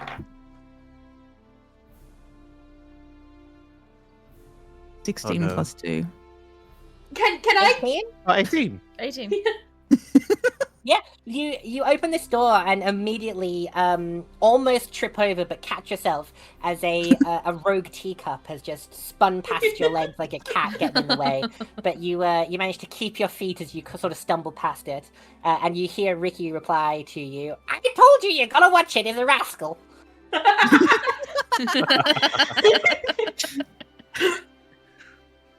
I believe this is what you were talking about with cake. Well, I don't know if I'm more impressed that you found a Battenberg or how quickly you found it. I poked my head through the door. I might have brought an entire shop's worth of cake and bread. Welcome. I assume these are friends of yours. Yes. The food. Large sack you have. Yes, as I said, I kind of brought an entire stall's worth of food. It's good to be prepared. Well, back to the matter at hand. I'm more than willing to knock off at least 100 gold for these delicious Battenbergs. I would be very okay with that. If that is all right with you, then I will happily hand over 400 gold for an incredible ring that I thank you very much for letting me purchase from your incredible shop. You are very welcome. I do hope that it brings you much fortune in your further adventures. Individual with a large sack of cake, were you looking to purchase something of my wares? No, not today. Thank you for the offer, though, sir. Oh, I see. You have the money for cake, but not for old Ricky. Well, I'm not particularly looking for anything magical. I do need to ask before we go though. We are heading on an adventure. Is there anything that you may have knowledge of regarding a certain lair that is just to the north of us? Oh, old Erebus? Yeah. Oh, yeah. So, interesting fellow, that one. Very spiky.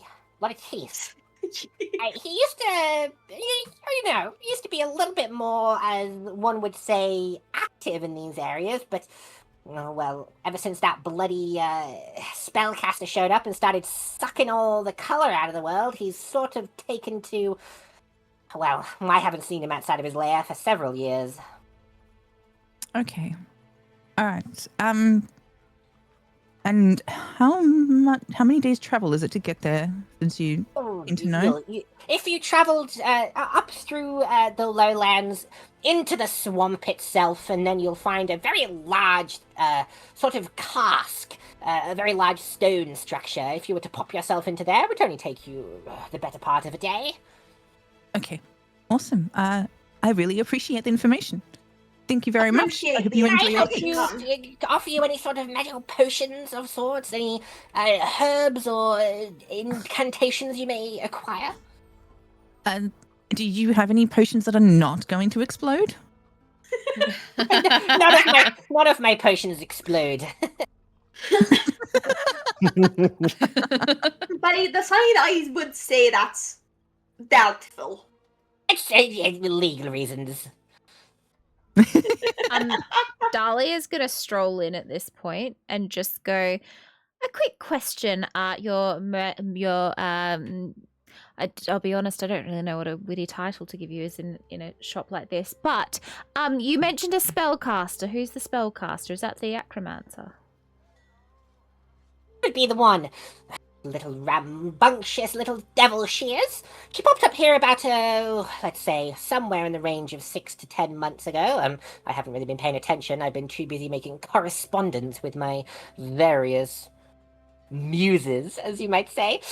She showed up, started rambling some things about taking over the region, how, color and joy and truth and blah, blah, blah, blah, blah, blah, blah, blah, blah. And she did some magical hoodoo voodoo woodoo, and wouldn't you know, all the color drained out of here, which, personally, I am quite disappointed. Usually I am a menagerie of blues and pinks and whites, but right now all I am is grey. Well, sir, you seem to be the only person in this town who can give us any sort of information about this. Everyone else seems to have gaps in their memories. Well, also idiots. That's true. 4 prisms splintered. Some wizard sent us here. To be honest, mentioned about four crystals splintered into 4. Any idea where we might find the other 3? I'm getting the sense that the lair is going to be the first place, because that just sounds like a place that's going to kill us, which would obviously be where a magical item lays. Well, as the story goes, that little spellcaster decided to round up some of her lieutenants and gave each of those little shards to one of them. Whether or not those individuals are willing or unwilling to guard those shards is another question entirely. And if we put 2 and 2 together, it would make sense that old Erebus up there with his spiky little teeth and tail might be holding one of them. And any idea where the other 3 might be? Just to, save us time having to find people who don't have their memories wiped in future. Ah, yes, well, wouldn't that ruin the joy of adventure? I tend to agree with you, but we're on a bit of a tight schedule. I don't want this floating anywhere past this island. I've got family out there. Look, I'll be fully honest with you. I haven't left this store in several weeks. Sales have not been good. I haven't traveled outside of this town in months. I would not be able to tell you where the rest of these shards are, but I'm sure if you use your intelligence and your wit, you will be able to come to the conclusions you so desire. There must be some spicy correspondence that's kept you indoors, little Spitfire. Oh, I've been droiking it to so much smut. Wow! Jesus. And there it is. I must compare notes with you. 100%. Would love to see what you've been reading. And Angus just looks a bit stunned and goes, well, that's something. Have you ever read the book Bodrick's Fantastic Adventure? Oh, No, write that down. Write that Let down. me tell ya. Note takers. Lot of schlongs. Woo! Write that down. I think I have my things. I think I cannot think of any other questions. I have my ring. I thank you for allowing us to ask questions and being able to give us an answer when we haven't been able to get some answers. Well, But, I do live to serve. I thank you very much, Mon. Right before we You're leave, welcome. can I use prestidigitation to tidy up the teacup and place it in its saucer? Yeah, sure. You tidy up this very tea-stained cup and pop it back in its saucer. And it doesn't have a face, but if a teacup could look slighted, this teacup looks slighted, as if a child has been put in timeout. Oh my god. Amazing. Oh dear. all right. I happily wave and I leave and I head outside and I believe I have things. Yep, we all go outside. All right. Do we all have everything that we've been looking for? I got everything. I just needed the food to make sure we're all fed. You bet. Do we need to get anything for you? But no.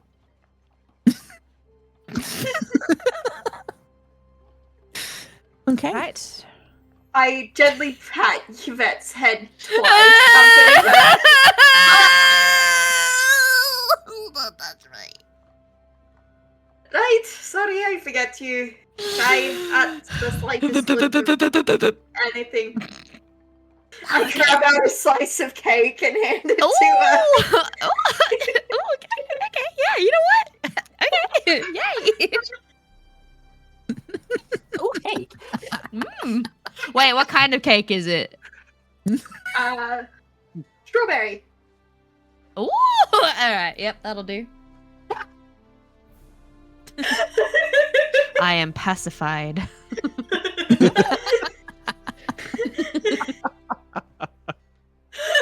All right. I ask, is there anything else that any of us have seen around town, like, or anything that does catch our eyes as we potentially start to make our way? Is that Besides the shrine, I haven't really seen anything.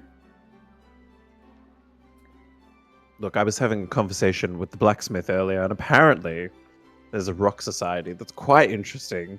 However, I don't know if it's that interesting for us. I think we've got 4 particular pieces that we're looking for, and I don't think they're going to be in this town. Definitely not. I mean, on our way back to the wizard, we could stop by in when we have all the stones. Maybe just one. If we just come back with one, maybe it'd impress them enough to bring them back to normalcy. You may have a point. What do you say? Come back once we've got the first stone. I think think- that'd be a pretty impressive rock. Very. Verily. If I know anything about cults, they tend to have fairly regular meetings. I'm sure we'll be able to catch it another time. Oh, I don't doubt that. It does sound a wee bit like a cult. It does. I'll also point out that before, being completely whisked away here against my will, I was in the middle of a hunt, so I'd rather us be somewhat speedy, or that dirty little runt Myvan's going to get his hand on my bounty, and I would rather that not happen. So, shall we move? With Yes. haste. Sounds good. Mayhaps. Understood. I don't, yeah. I did. Before we head off, one last thing. There was a stable. Is there any chance that we could potentially hire someone to put us on the horses and speed us to Hans. said lair? We could Hans it. Once? We could hunt. We could. Head to the adjustments outside of town. Happy to If do it'll that. cut our travel in half, yeah, Yeah. yeah, that's a good idea. All Right. right, Horses. let's head go. over there. Horses it is. As you guys start to make your way outside to the Banjamar's adjustment, it is the 2-hour mark. So, ladies and gentlemen, and non-binary individuals, we are going to take a quick 5-minute break so everybody can get some food, stretch your legs, have a drink, take your meds, and otherwise say hi to your cat and or dog for me.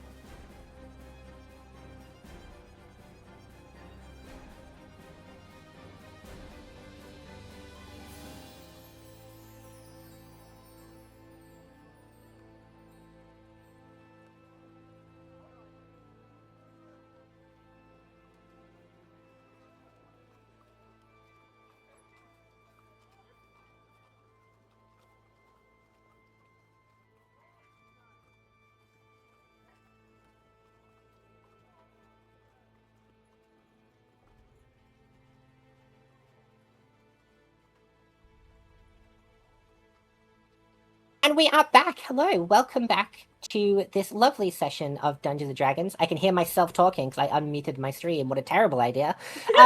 We pick ourselves back up where we left off with the party exiting out of Puppyville. I fucking hate the fact I called it that.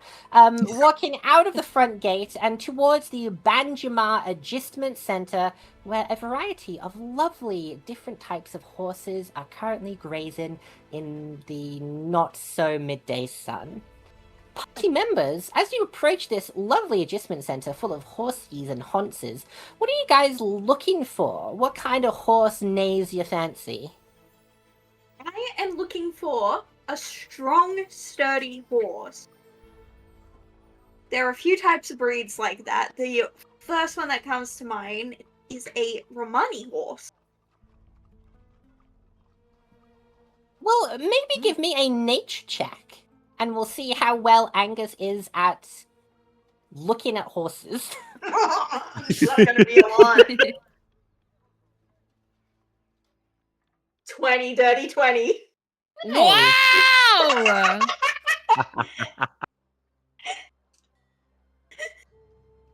So you look through the fenced off areas as you all walk through the very center pathway. You see one particular horse that stands out to you. It stands quietly in this very foggy adjustment center. Steam is lightly coming out of its nose as it sits there chewing on some hay. It's a very sturdy animal. Its coat is let's say, a deep chestnut brown, though dulled in certain places by travel and dust, and it has some streaks of lighter fur just popping around like its socks and its mane. Its mane, speaking of, falls quite unevenly. It's tangled slightly from wind and movement, but you can see that it's a horse that's been fairly well maintained by its owner, brushed, fed well. When it shifts its weight, you can see that the muscles beneath its skin move with quite a powerful locomotion. It's quite a sturdy, thick horse. It's a thick horse. It's got some. What else do I describe a horse? It's got hoofs. Powerful. I would describe that as powerful hooves to pave the way. Yes, it has. It has teeth. It's got some eyes. It's got 4 legs? Question mark. No, it has 4 legs. It has amazing legs, actually, beautiful legs. Ooh. Nobody's seen Strong, legs better. powerful legs. Perfect for Huge galloping. legs. They're very bigly. Very bigly legs. Bigly legs. Write that down. Bigly legs. Actually, horses have hair, not fur. Just putting that out there anyway. No, this horse specifically has fur. It's fur. Yeah. What is it, powerful? In fact, you look at it. It's a big cat, actually. What? The With cat hooves? moves. It's a cat with hooves. No. Okay. It's like, what else do you want from me, guys? It's a fucking horse. I don't. Right, else? Okay, well, you can't say that because I'm going to take it literally. You look into its dark, reflective, and observant eyes. There's a calmness to them, but also a sense of longing, like it really wants a carrot. Oh, I pull a carrot. carrot out of my bag.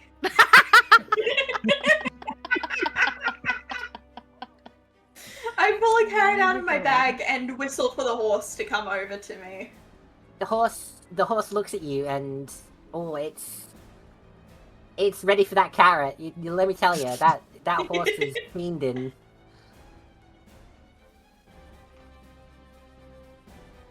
It comes over and eats the carrot. It's a fucking horse, guys. I don't know what you want from me. I love how everyone's gone off looking for the owner, and I'm just here having a moment with a horse.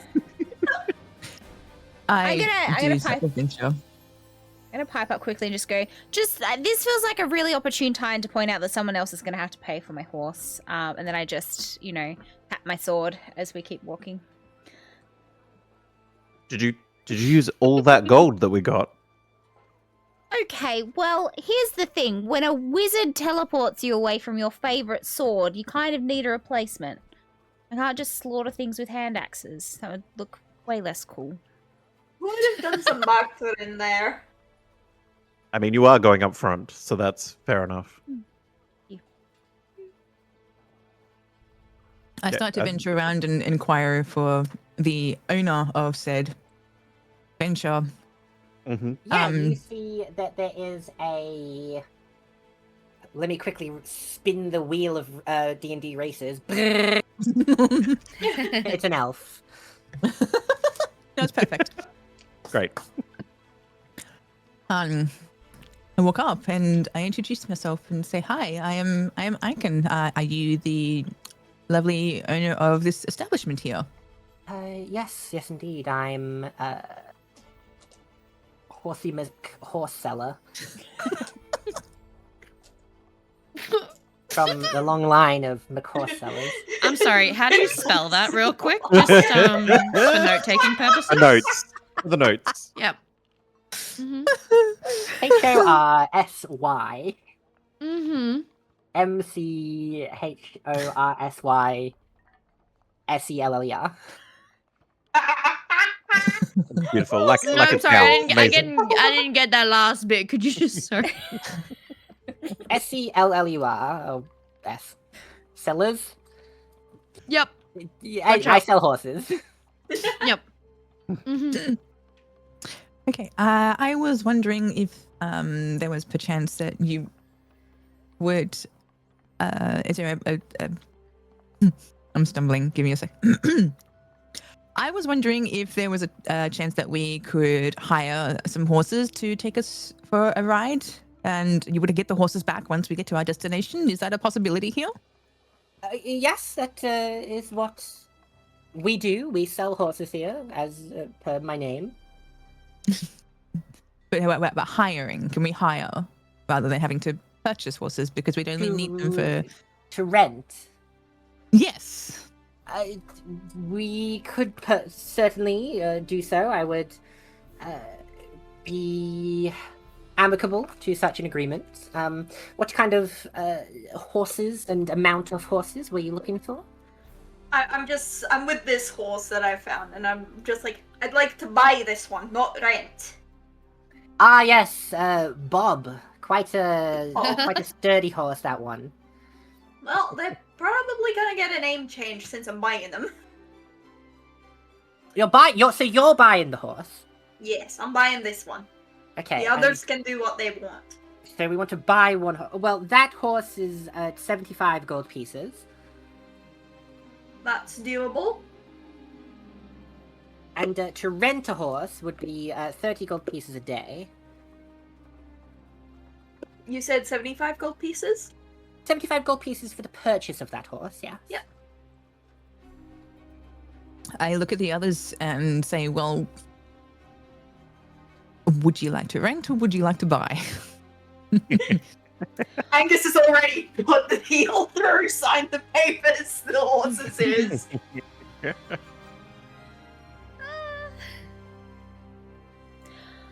I mean, looking at the map, we're potentially going to need horses the whole time.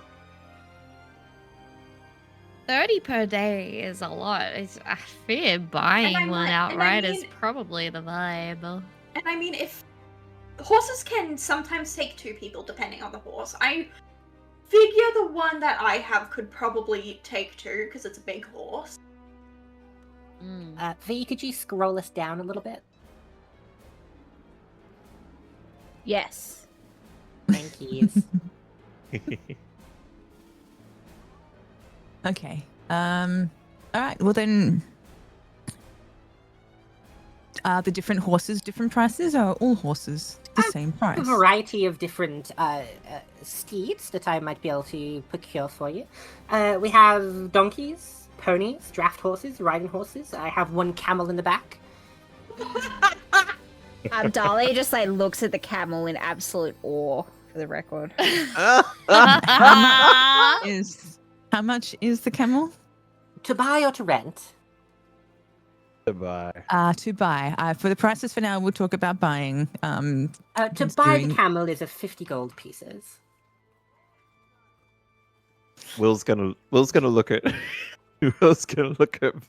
Talia and be like, "Would you like the camel?" I would really like the camel.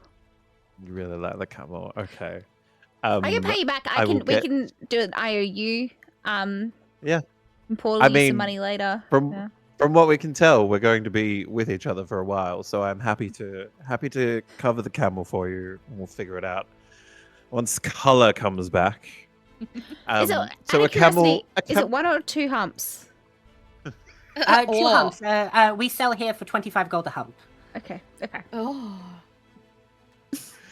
Okay, a camel for the lady. And can I get a sturdy horse for myself, please? Yes, riding horse, draft horse, war horse.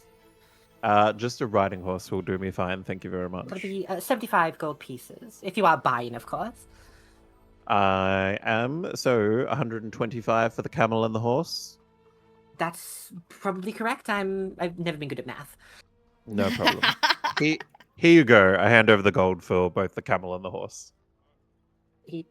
This individual, he takes it and puts it in his pocket and goes over and grabs a couple of saddles, some reins, and comes over and hands them to you.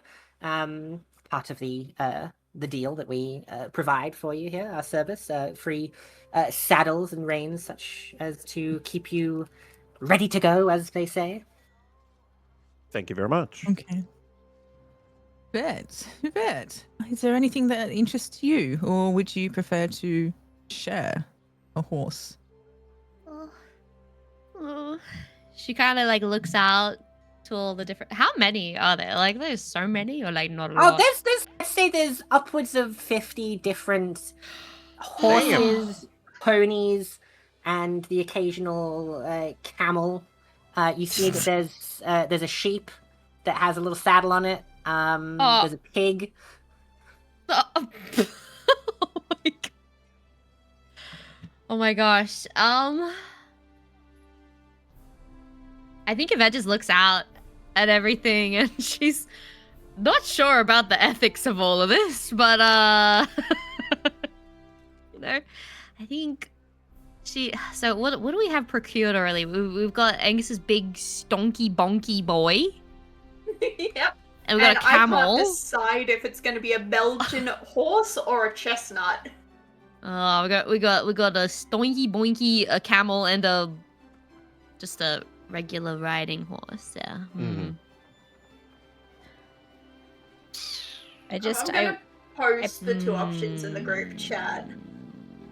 I go up to my camel and I pat it and I'm gonna whisper to it and just go, "Your name is Fergie now," and then I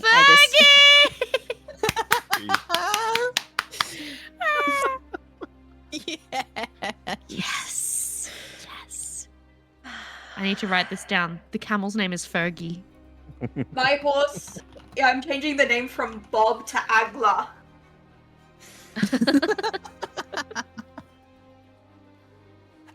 Do be careful with that camel. It has been known to make the boys go loco.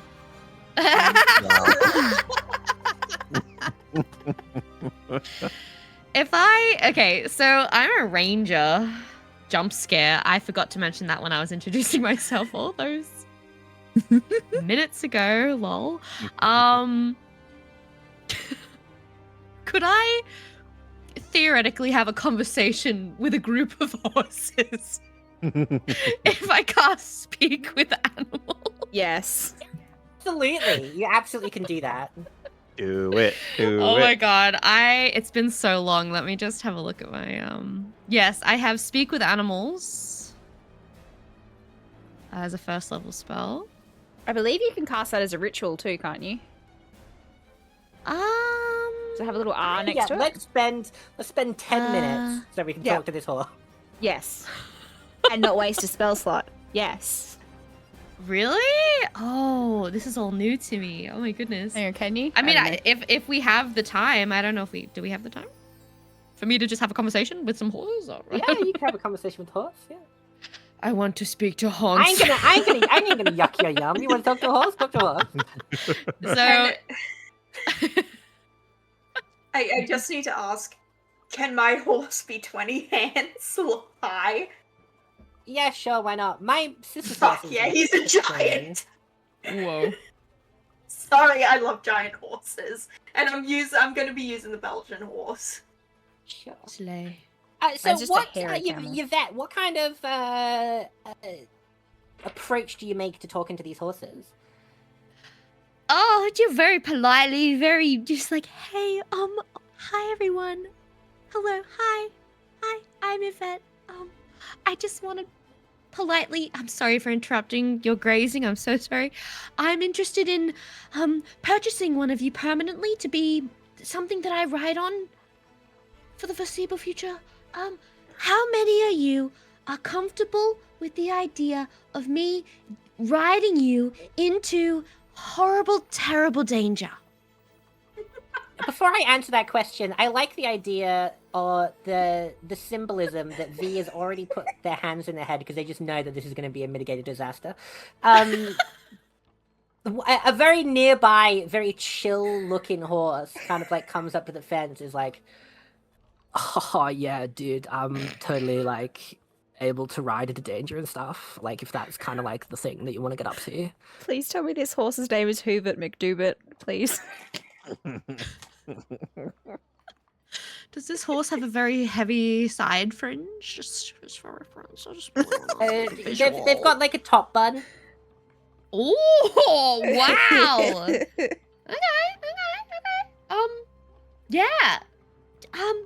Yeah, as long as you're okay with the premise of maybe potentially dying along the way, like, I don't know what's in store. I'm gonna take very good care of you, I promise. I just need to, like, Who make sure. honest Yvette? Oh my god.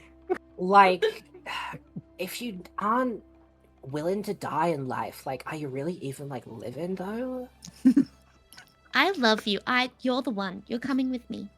You are my boy. Yep. That's sick, dude. So Can I sick. like? Could you like get me some like wicked oats for the trip, my guy? Absolutely.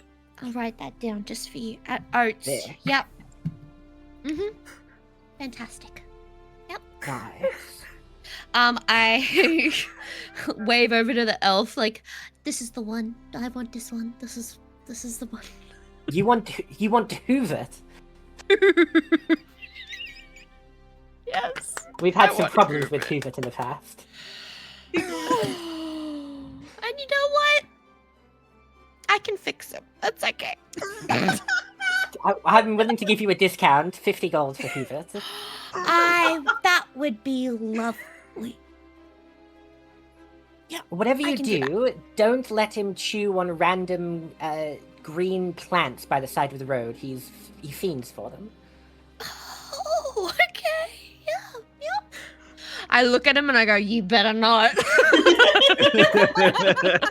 I feel like You see, some he already has what looks to be a maple leaf in his mouth. Like, what, dude? You better drop that, you cheeky bitch. Oh, like, I feel like the aura's changed in here. Like, the energy you're coming at me with is, like, way too much for this I'm early sorry. in the morning. I'm sorry. Good morning. You want oats or Good not? morning. Like, what's the Hi. vibe? Like, hi. Hi. Hi. Have we met before? No. This horse is a starter! And you know what? Me too. If I could take your hoof in mine, I would. But I don't think that works. I have them, but that might be a little weird. I don't know. Oh my god, do you want to, like, bump hoofs, dude? Yes, let's do it. Nice. He comes up and he holds, like, one hoof across the fence.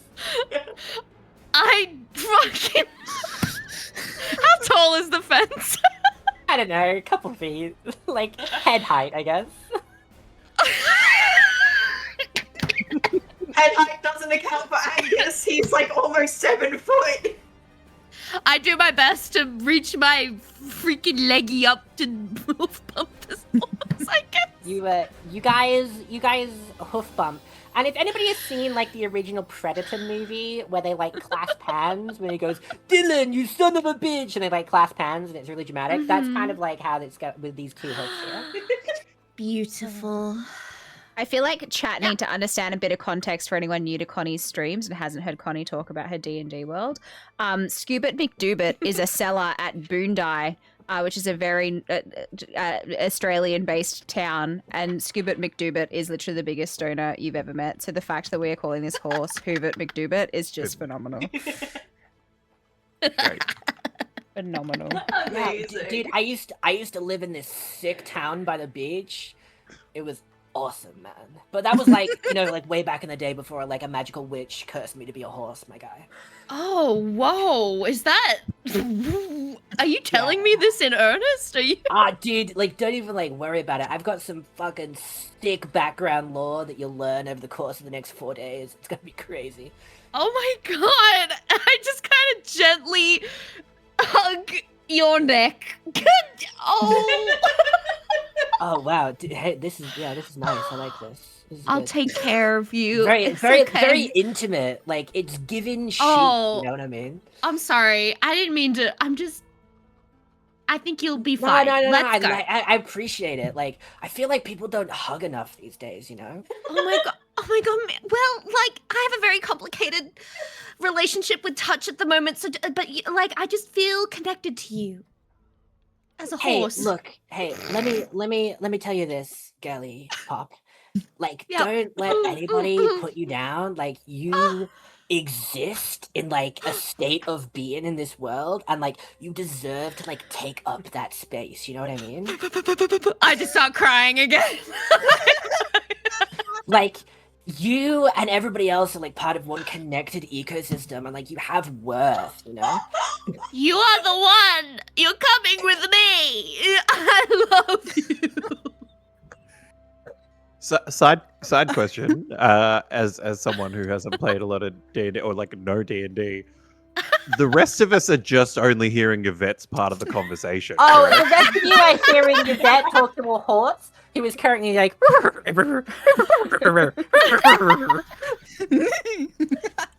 Angus is too busy setting up his horse's saddle. Amazing. Continue. I'm gonna leave it there. We're made for each other. I pay. How much was it? Sorry, 50. 50 gold pieces. Okay. I'll thank you. Well, we have 1, 2, 3 horses, a camel. Do you have anything that is a hardy, stocky horse alike, similar to the Icelandics or the Clydesdales? You're basically we putting have- another version of my horse. Yes, we have a Clydesdale. He just points to a Clydesdale. May I ask how much is a Clydesdale, please? I believe a Clydesdale would technically be described as a draft horse in this universe. I'm not very good at horses. So similar to the Belgium I got. Yeah, I would look. Let's just I be love fair. Everyone Clydesdales. saying also 75 gold pieces. Just keep things similar. Yeah. Like it's the same size as like Angus's, but like I charged Angus 75, so let's say this is 75.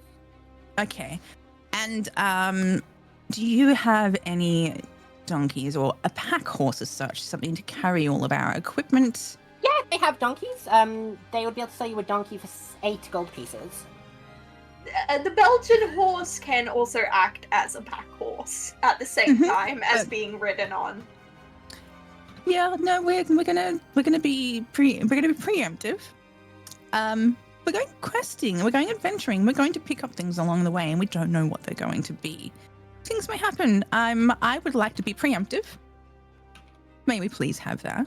May I please have the Clydesdale? 8 gold pieces for the donkey and 75 gold pieces for the big horse. So 82? Am I good at math? I don't know. 75, 76, 77, 78, 79, 80, 81, 82, 83. I was bad at math. Oh, I'm sorry. I thought I heard you say before it was 70 because it was slightly smaller than Angus's. Oh. Make a persuasion check. Whoa! Let's go! I don't Let's go! Wait, should I bring my 20 hands high horse over for comparison? No. So perception, yes. No, persuasion. Persuasion. Okay, where is? I will say, Angus, you're kind of like in the background, like making your horse look a bit taller. So I'll give Salem like advantage.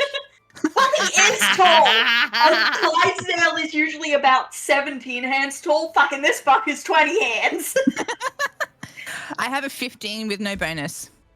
Oh wait, hang on. Yeah, I would say a 15's acceptable. I would say that the Horsey McHorse seller is amicable to selling it to you for 50 gold instead. Oh, I would absolutely take that along with the donkey. Is there? I know that you said it came with the reins and the saddles. Is there any other extra equipment that you have that may benefit our lovely companions? Let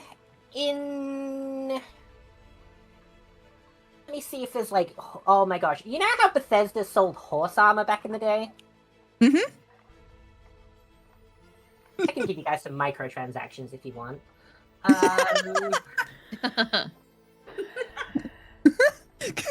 Could be more Battenberg.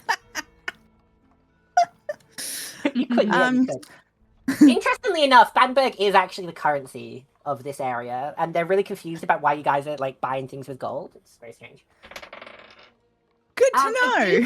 I do believe that you can get Bardin for a horse. Bardin is an armor designed to protect an animal's head, neck, chest, and body. Any type of armor can be purchased as Bardin. The cost is 4 times the equivalent of armor made for humanoids and weighs twice as much. So basically, think about any armor that a humanoid player character could wear, your horse can wear, and will increase their armor class of that percentage. So, for example, if you had padded armor, your horse would have 11 plus its dexterity modifier, which I believe the dexterity modifier of a riding horse is.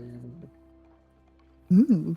Oh, I'll just, I'm not even going to guess. I'm just going to quickly get it up, because why would I guess? The dexterity of a riding horse is 10, so 0. So a AC of a normal horse is 10. So if you bought it padded armor, it would be 11. If you bought it something like chain armor, it would be 13. If you bought it like plate armor, you could get it to like an 18. That really depends on if you want to like armor up your horse. And how much would said armor be? Double the amount that normal armor costs. I think we shall leave it as is. I've realized I don't have much money, Max, so we will do I guess walks the up horse to and the you and goes, donkey. I can shout you some horse armor. I don't mind. It's Max.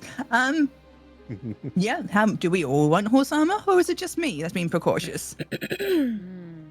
I think I'm good on horse armor for now. I don't particularly need anything. I have a camel. I've also just got a That really bespoke armor's- stocky horse. Okay, so if you were to buy... You know what? I'm just going to post this in chat. Make this easier. Interestingly enough, a shield technically falls under the armor thing. So, like, if you wanted, you could, like, just buy a bunch of shields and, like, stick it all over your horse. So I posted that in the little small chat. For everybody outside of this chat, padded armor is 5 GP, leather armor is 10, studded 45, hide is 10, chains 50, scales 50, breastplate's 400, half plate 750, ring mail is 30, chain mail 75, splint is 200, plate is 1,500, and shield is 10. All of those are doubled to put on your horse.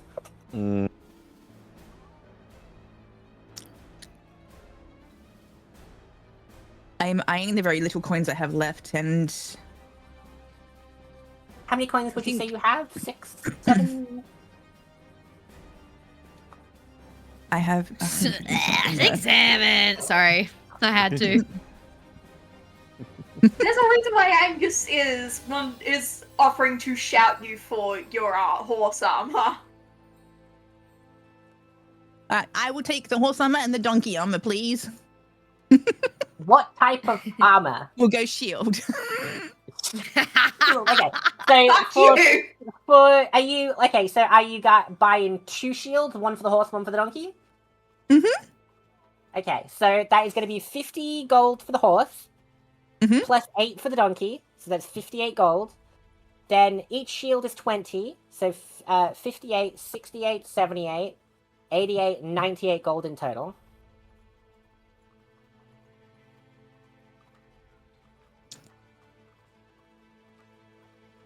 Angus, can you cover the shields and I will do the horse and the donkey? I can cover the shields for you. Yes. Okay, so the horse and the donkey would be 58 gold from you, Salem, and Yep. 40 gold from you, Angus. 40 gold from Awesome, Angus. done. Thank And you hand very over much. 40. So, if you were to put the shields on the horse and the donkey, the horse would now have 12 armor instead of 10. I will just, for the sake of everybody, I'm going to put in the chat the horse stat block. There you go. Learn something new every day.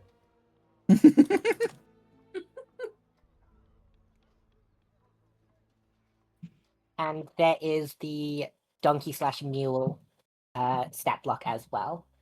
So both of these creatures would now have an armor class of 12 each. I have a question above table. Yeah. What kind of horse is my horse? What's the stoneriest horse? Oh, let me look that up. I don't know. What? How Oh do my you gosh. It's the one with the fringes. What are they called? Oh, fringe. Yes, that's the one thing that. Sorry, what was this? Hoovert McDoovert? Hubert McDoovert. Okay. Yeah. The one thing about Hoovert McDoovert. A Swedish gonna be northern bangs. horse. A Swedish northern horse. Okay. I was not expecting to spend 40 minutes at the horse store. Well, it was Not quick with sorry. Angus. Angus just went, that one. So if the next 20 minutes of this game goes by real fast, Fast like a I meant, horse. is it, I'm assuming he, I don't know Hoovert McDoovert's pronouns. Like warhorse, regular horse, I didn't. horse/. Wha- is their pronoun. what? Oh, Horse. shoot. Whore. Oh. I need to know whore's type of horse.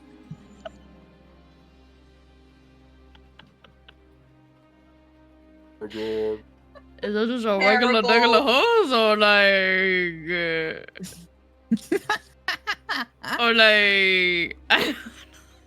Has everybody bought a horse? Yes. Yep. Yes. We have Well, transportation. No, We but have yes. transportation.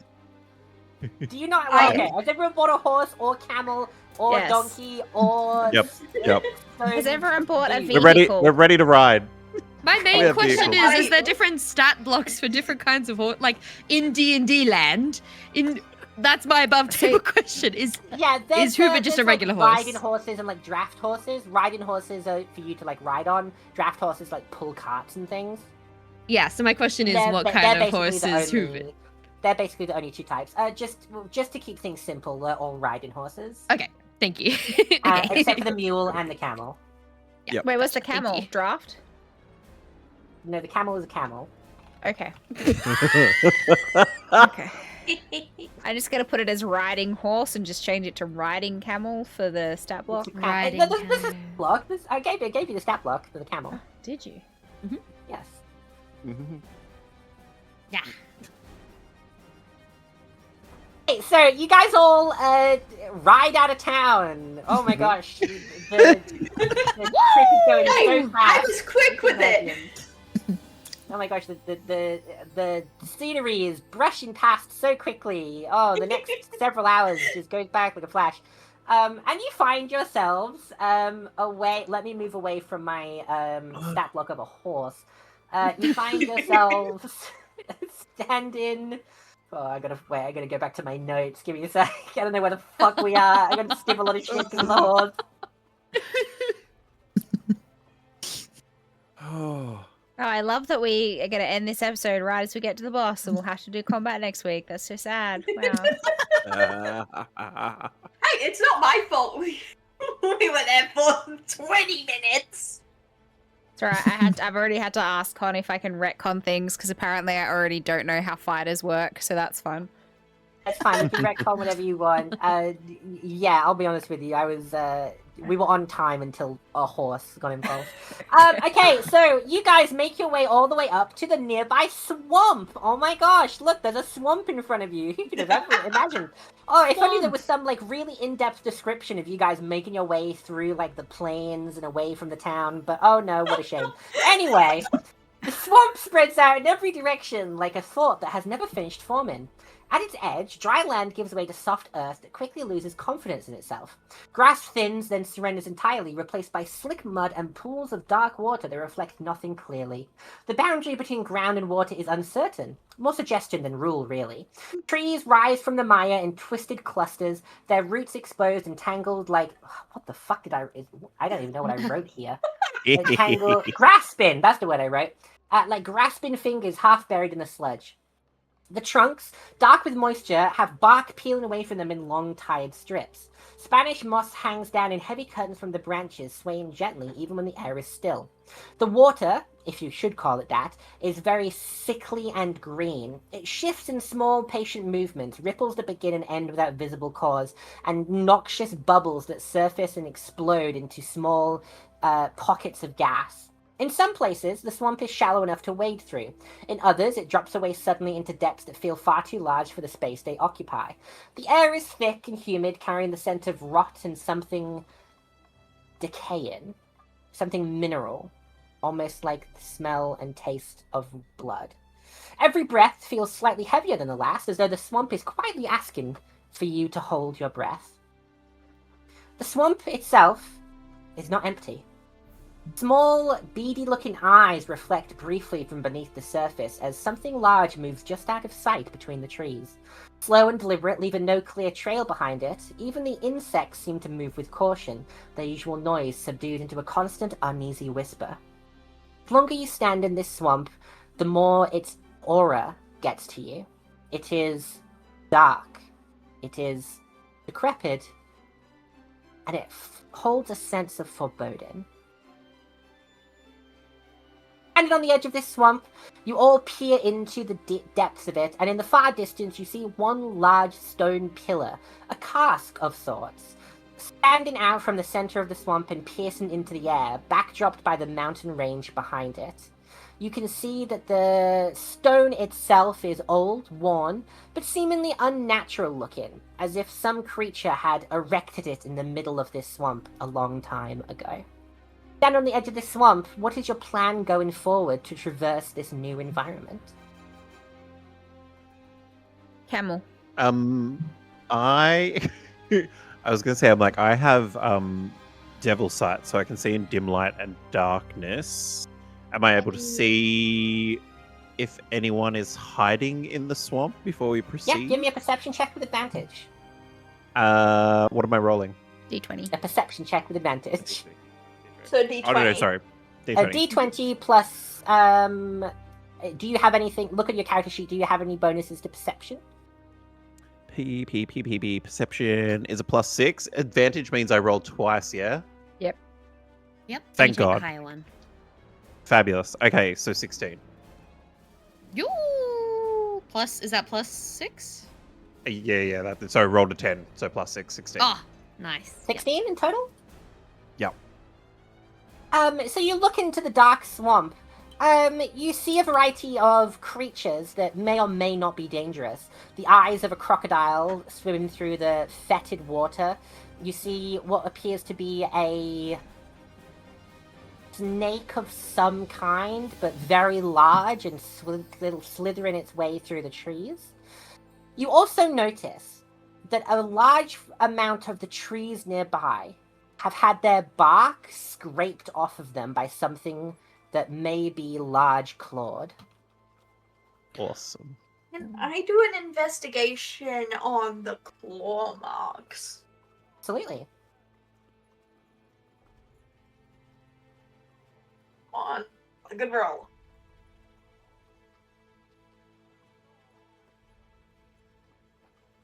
21.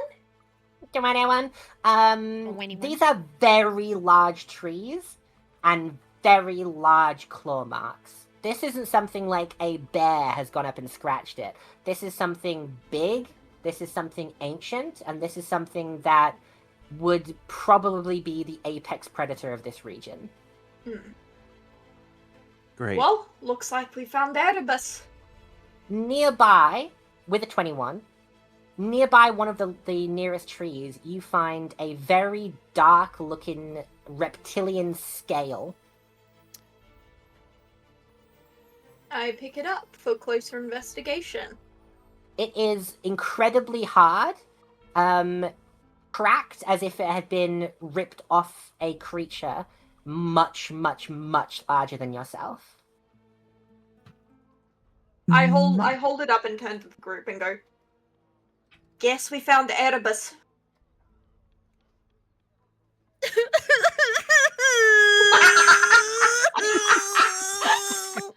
I'm just crying on my horse. Like,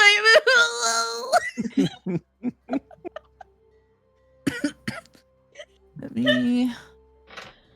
Does the pillar, the spire that we're looking at, does it look like it leads through the mountains, or is there another way to go through the mountains? No, the pillar is in the center of the swamp, a good couple of miles away from the start of the mountains. Great.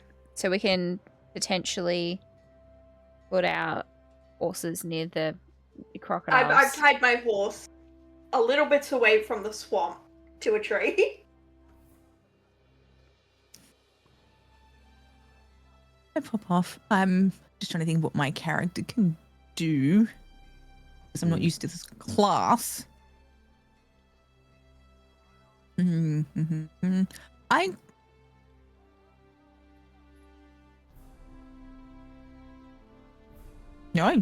none.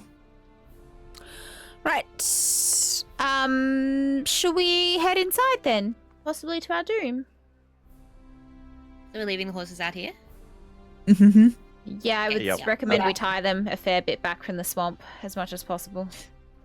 Concur. Most of Just the make sure there's no green random plants. Also, I just want to double check. I should double check this earlier, but because Angus is missing a leg, is my speed halved? If you want it to be. I mean, for role-playing reasons, it works. Does he have a peg leg? Yeah, he's got a peg leg. Well, he's got a prosthetic. So Yeah. I mean, look, We it's can- it's up to you. You'd only be hindering your own abilities. However, for RP, it's very poignant. Yeah. And I mean, peg legs are very, very hard to move with. I've seen a few videos of amputees trying to walk with them, and they're not successful. Yeah, peg legs are notoriously a terrible prosthesis. Yeah. But you're more than welcome to half your movement if you think that's something you'd enjoy. I mean, it'll depend. In the water, the peg leg doesn't hinder, but on land, it definitely does. Yeah, go for I it. guess you gotta make your choice now, or do you... I think You we'll gonna do commit that. or Half not? land movement. Yeah, I'm committing. No problem.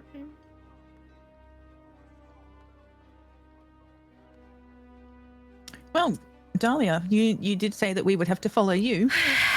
Sure did. All right. I put my shield up. And I know how to play Blood Hunter. Is there cool things that I need to do? Blah, blah, blah. Okay.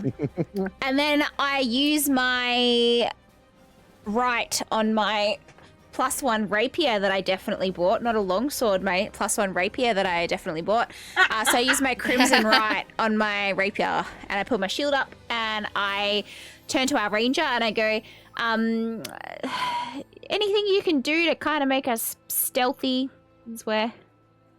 I take my boot off and practically dive in. That's a really good question. Do I have anything like that? You may have a spell called Pass Without a Trace. You might not. It depends what spells you prepared. No. I certainly don't. All of my nope. Okay.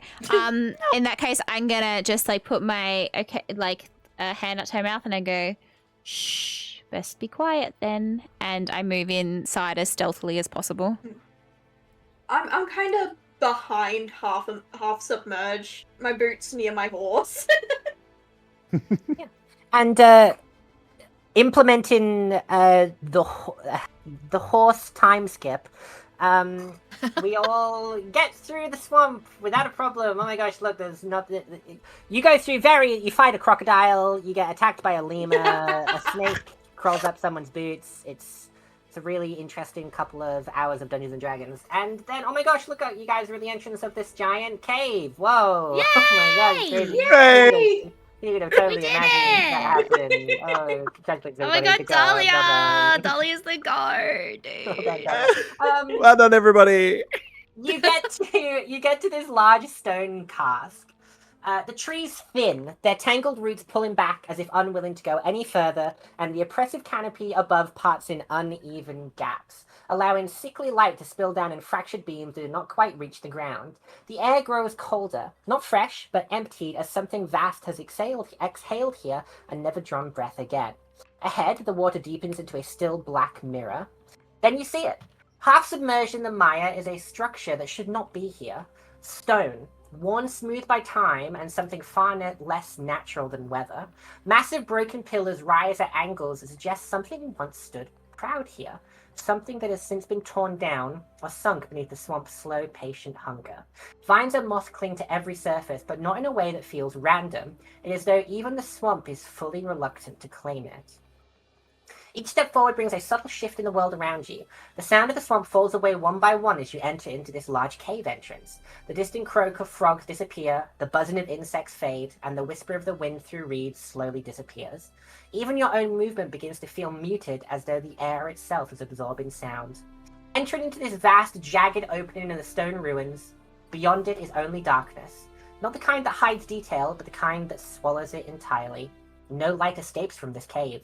No echoes return, only the quiet certainty that whatever once built this place did not intend for it to be entered lightly. Now you are standing inside the threshold of this cave, where the swamp ends and something much older begins. It is dark. Most of you without dark vision cannot see, although knowing fucking Dungeons & Dragons, all of you have dark vision. I don't think trying to check. Genasi has. No, I don't. Nope. Genasi don't. I can see in the water, that's about it. Where would you check that on Beyond D&D Beyond? Should be under features and traits. Yep. Because it's a class So I've got my passive perception, investigation, and insight, and right underneath it has got my dark vision at 60 feet for your senses.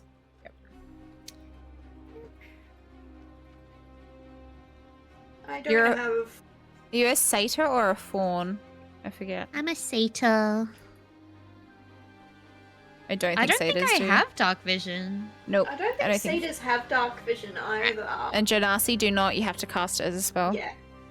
Okay, Which I don't so have, because I'm not a For those, for those of you who don't have dark vision, it's pitch black in here.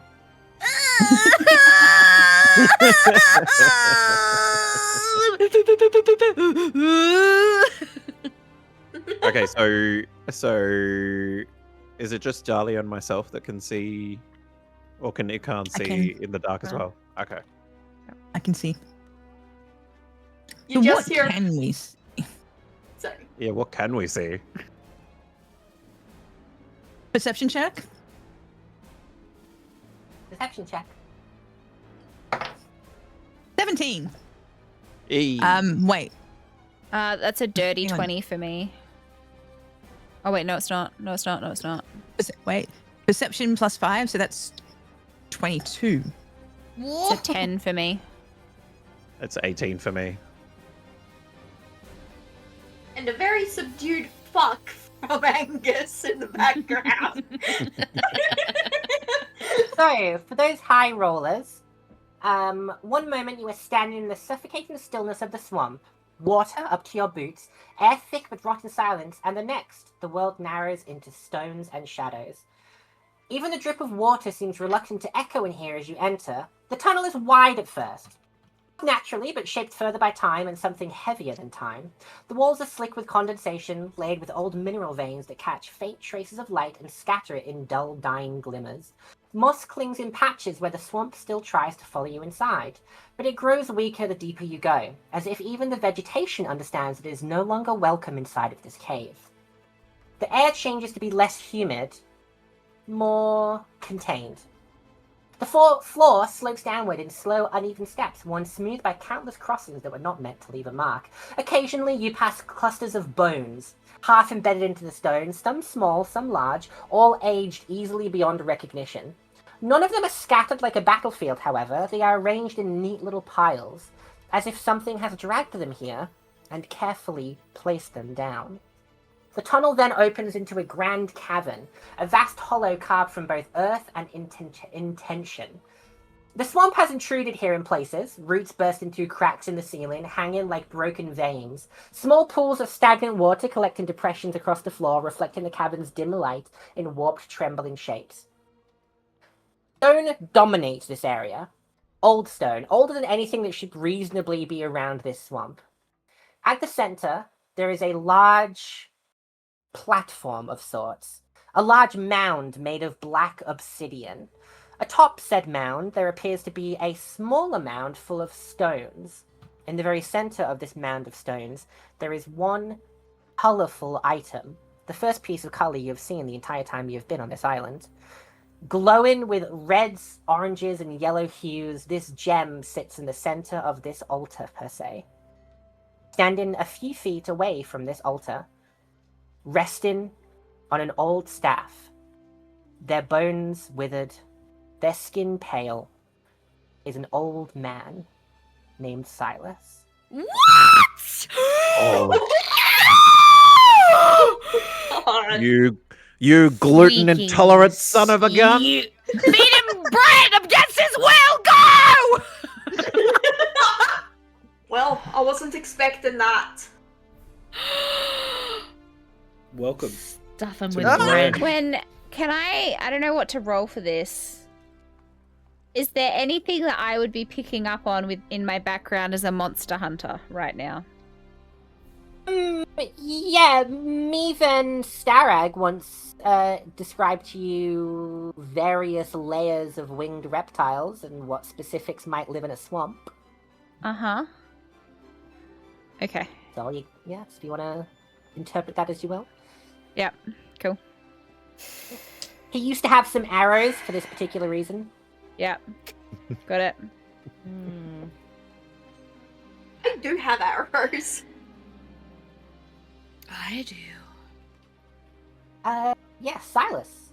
What are you doing in this cave, buddy?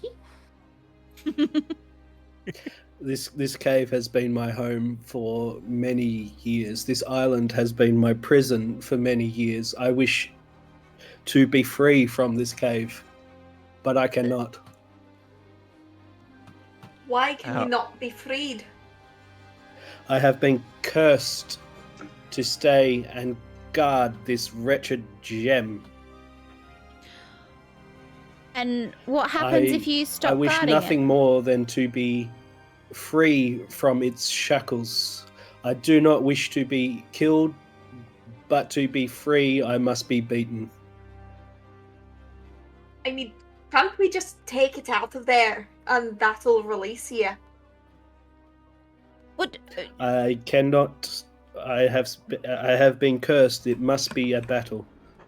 So you A have battle to. of scissors, paper, rock, or like Yeah. What sort of battle are we talking? What did the curse specifically say? Curses are funny like that. Mm-hmm.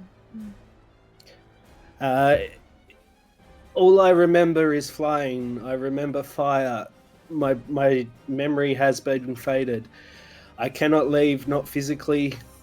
It anchors me to the island, bound to the shard of joy like a living rock.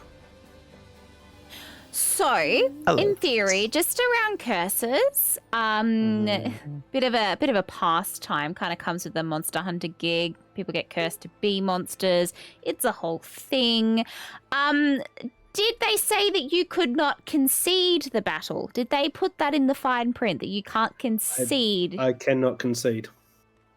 Horse time, people. Horse time. Yep. Okay. It must be a fair battle. But is it allowed to be a battle of agreed understanding? Because if you do not want to die, we don't want to kill you. And there's potentially The only way that the gem may be free is when I am no longer protecting it. Tricky situation this is. And I will not give it up easily. The old man's gonna die. I cannot. under my breath, I sort of go, I mean, we could have a bread eating fight. Oh my god, bread eating comp. I do a light karate chop on your head. No, you idiot. Be funny though. As everyone's doing this, I'm going to, in addition to having my Crimson Rite already cast on my rapier, I'm going to also blood curse Silas, just in preparation of having to swing my sword. I would like to do it with sleight of hand if possible. I don't even know if I need to. It's just like you mark it. You mark a creature that you can see. Mm. It's me dumb. Do I do it? I just want to conserve. I just want to conserve my bonus actions here. Mm-hmm. So we fighting or? I mean, I if guess we're pulling out our tricks, then Dahlia, I've got your back. And then I'm going to tap myself on the chest and cast one with shadows, which is invisibility without expending a spell slot when we're in darkness. Oh, you went a shadow monk? Oh. That's from my warlock. It's from my That's from your warlock. warlock? Ah. Yeah. And then, since that's another person's action, I'm going to take my legendary action and I'm going to do Frightful Presence. I'm going to jump off the plinth into the air and take my true form as Erebus, the adult black dragon. Yeah. What? Wait, what? Right. What dragon? What color? Black dragon. Oh, piss. You're fucking jargon. Adult. No. Can I get Adult. everybody to roll initiative? Oh no. Okay, little No. thing I do about initiative, shit. I want you guys to roll your dice and then I will ask individually where it is. Don't just start yelling it out all at once. Yeah.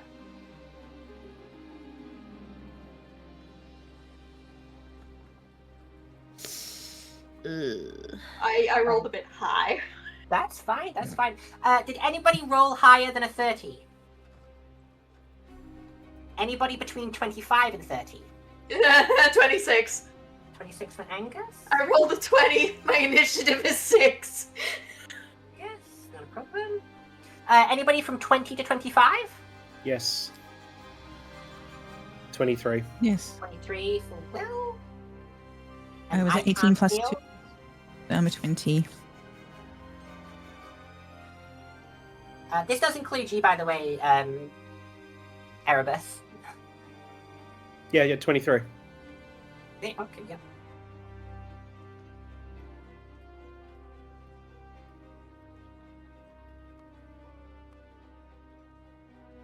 I missed that, sorry.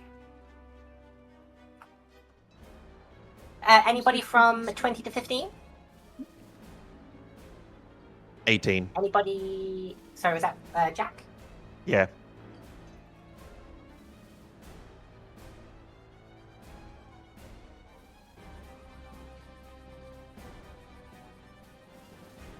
Anybody from 15 to 10? V14. Yeah, I got a 12. So, Dahlia at a 14? Yeah. And then who was at a 12? Yvette. Well,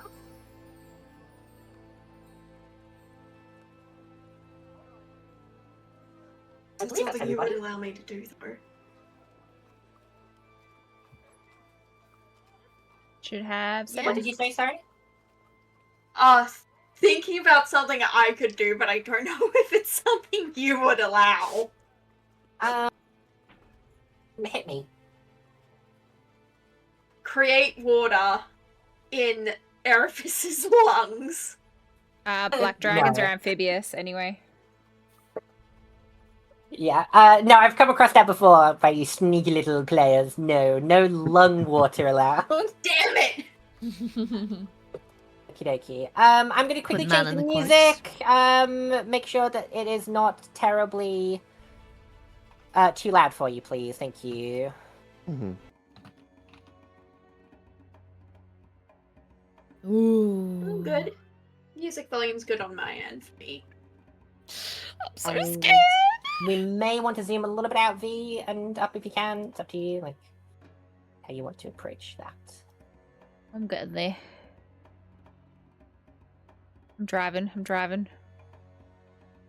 Okay. One thing before we start, you may see that there are areas with little numbers on them. That is denoting height. So if you would go into this lake, at the bottom of the lake would be minus 25 feet from ground level.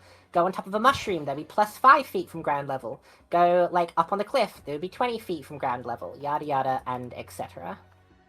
Mhm. The ring of jumping. Yeah, it's almost like I tried to push you towards divine that. For a specific reason. I noticed. Yeah, it's You wild. must jump on it. Wouldn't it have been nice? Who knows? At the start of our first combat session of the campaign, we have Angus up first. Yes, I am going to run and dive into the water in front of me.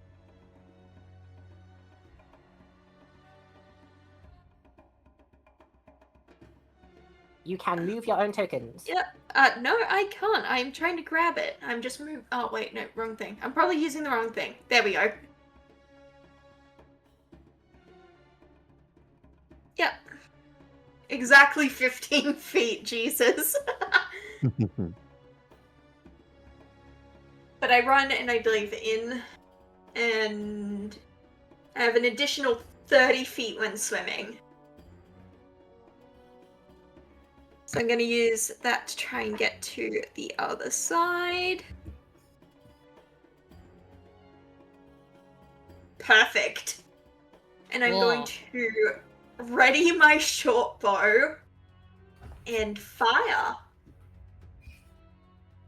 Oh, my attack bonus now.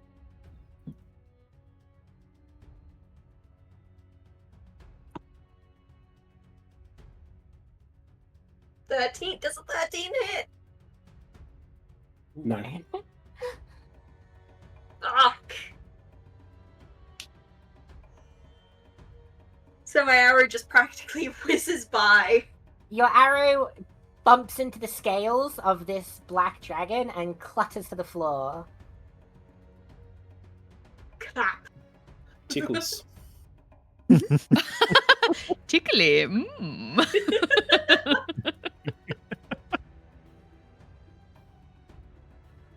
Anything else in your turn? No, because that's about all I can do. Yeah, that's all I can do. And my Okay. turn. Rolling pretty good. Erebus is up next. Right out of the bat. the bad guy gets to go second. Ooh. We're so close I together. am going to move because I'm flying to here, and I am going to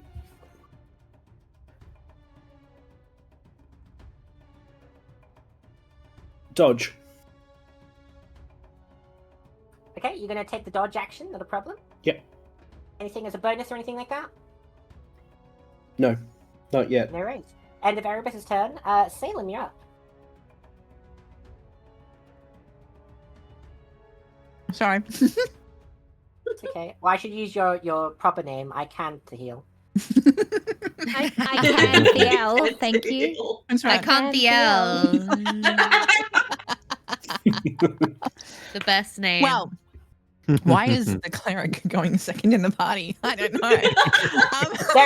There is some crazy You can do this, initiative girl. right now. Like, Well, the rogue went first. Well, looking at I don't really have a lot for attack considering my class.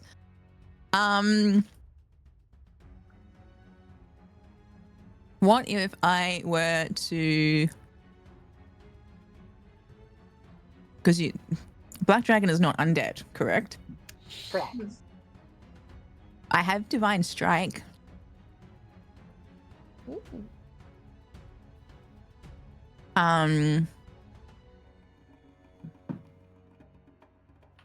So I could move to Unarmed Strike. And then do the Divine Strike afterwards. I'm just looking at all of the things. Yeah, that's fine. Oh, and just for time reasons, and I say this every combat for new players, everybody else, think about what you're going to do on your turn this turn. Just so when it comes to your turn in the future, you know what you're doing. Mm-hmm. Unfortunately, with my attack, it has to be 5 foot reach. So I have to move. But let's do it. I am in the air. Well, crap. You didn't say how high you were. No. So, because you didn't mention how high you were, I'm going to say you're at 5 feet. This can hit. No worries. You're a dragon, and you'll help you do All right. Unarmed strike. I don't know what I'm meant to be rolling. It doesn't say. Like the other two is two It's bludgeoning. usually a 1d4 plus 3. Are you using D&D Beyond? Yes, I am. And I like the believe other you ones I have believe the. You can just click your unarmed strike. Oh.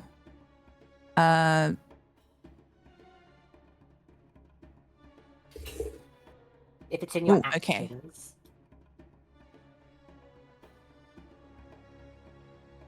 Yeah, it should be. Can you see that? Yep. Yep. Okay.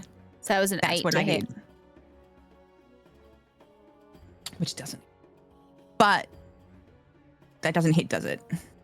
No. No. Okay, so then my divine strike is useless because it doesn't hit. Okay. Cool. Just excuse me, I'm going to use a legendary action here. Oh, Which I shit. can do at the end of anyone's turn. Yeah, is that the end of your turn, Salem? Yep. Yep, there you go. Legendary action. Go for it. I'm going to use my Frightful Presence and cast Fear, a 30-foot cone on as many people that I can hit. What the fuck? I'm It's a cone in front of already you. there. Don't even bother with me. I'm already there. Like, Yep, so Which I it is believe- a... Oh, you know how to use the code. Fantastic. That's what I was going to do. no. Yep, go over there. Yep, no. Yep. Those three? Yeah, those three. Sure. So I'll get all three of you to roll a wisdom saving throw, please. That's with a D20. It is a d20 plus your wisdom and any bonuses you have to wisdom saving throws. I don't know why it's rolling twice, but it is for some reason. You probably have advantage turned on. No, it's doing that plus rolling twice. Oh. So I don't know then. That's a 17 for me. Okay. It's a 13 for me. Okay. It's 21. Okay. 17, 10, 21 succeed. 13 fails. So Will, you are frightened for 1 minute. Dear. 1 minute is usually 1 round, right? No. No, it's 10. 10. What? you You can also do- drop what you're holding.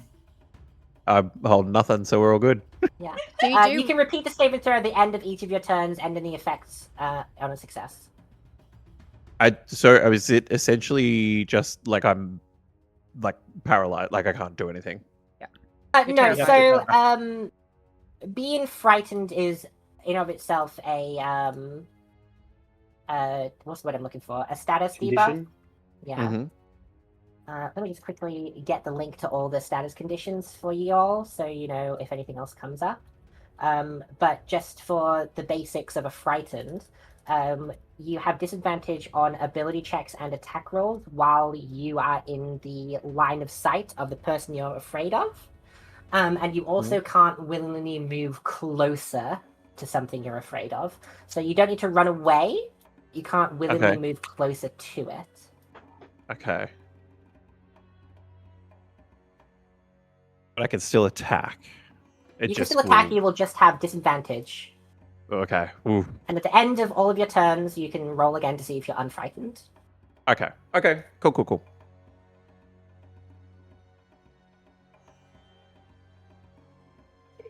And speaking of, it's your turn.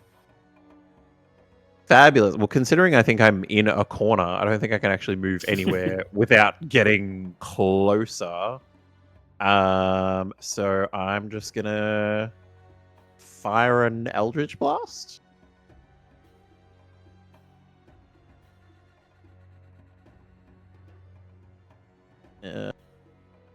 But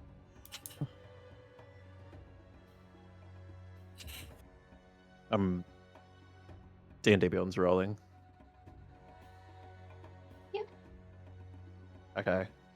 So 17 force damage 9. Did you Well, roll twice? 17 is your 2 hit. No, like for whatever reason, it's posting the stuff twice. No, that's fine. So it's Oh, 17 to hit. Roll your damage is 9. 17 does not hit. Cool. This is crazy. Very crazy.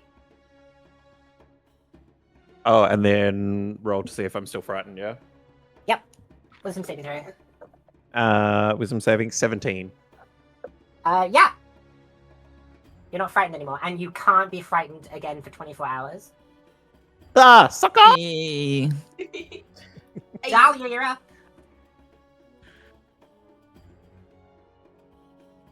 I don't really understand what sort of damage my Crimson Rite gives. You take deal an additional 1d6 damage of the type determined by the chosen rite, but it doesn't actually tell me what it is. So I assume it's necrotic, but I don't really understand it. Okay, I am going to... Oh, it's Rite of the Flame, so I assume that's fire damage or something. Yeah. Blood that Hunters would are be confusing. fire. Blood Hunters are confusing. Okay, I'm going to move first and foremost up to Erebus. I am going to attack with my rapier. Can I still dodge, or have I used that because I've used my other thing? It's been your turn, and you did not dodge, so you're not dodging right now. Even it was a legendary action cancels the dodge. Oh, very good point, actually. Let me just check. Legendary action.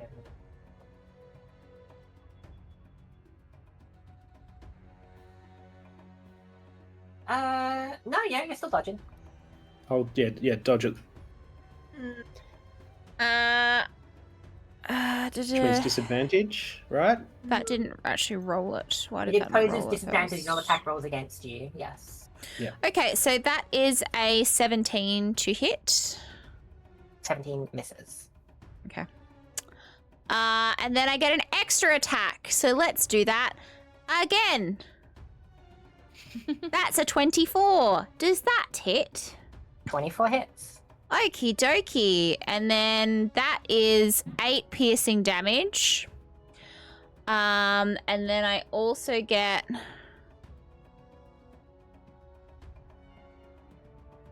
When your right is active, attacks made with this weapon are magical, dealing an additional 1d6 damage on the type. So we decided that was flames. So then I get a d6. So then that's 1 fire damage. And then I think that's my... Oh, and then I get a bonus action. Which means that I can also...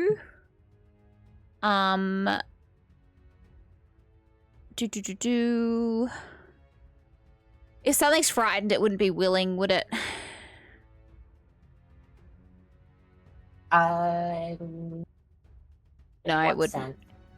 If I wanted to use like telekinetic movement to move Will back even further out of the creature's way. Anymore. Oh. Yeah, I'm not frightened anymore. Wow. You could tell I was trying to do my thing. That's me done then. I don't have any bonus actions to do. I'm out of ideas. Okay. You bet, yeah. I have spent this whole time trying to figure out what the heck I'm gonna do, and I don't think a dragon counts as like a creature, right? Like a dragon is its own thing. Yes. Right?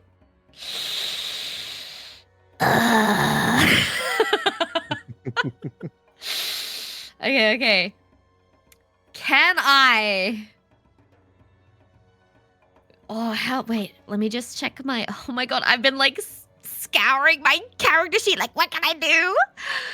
Oh, what is my movement speed? My movement speed is... Oh my god,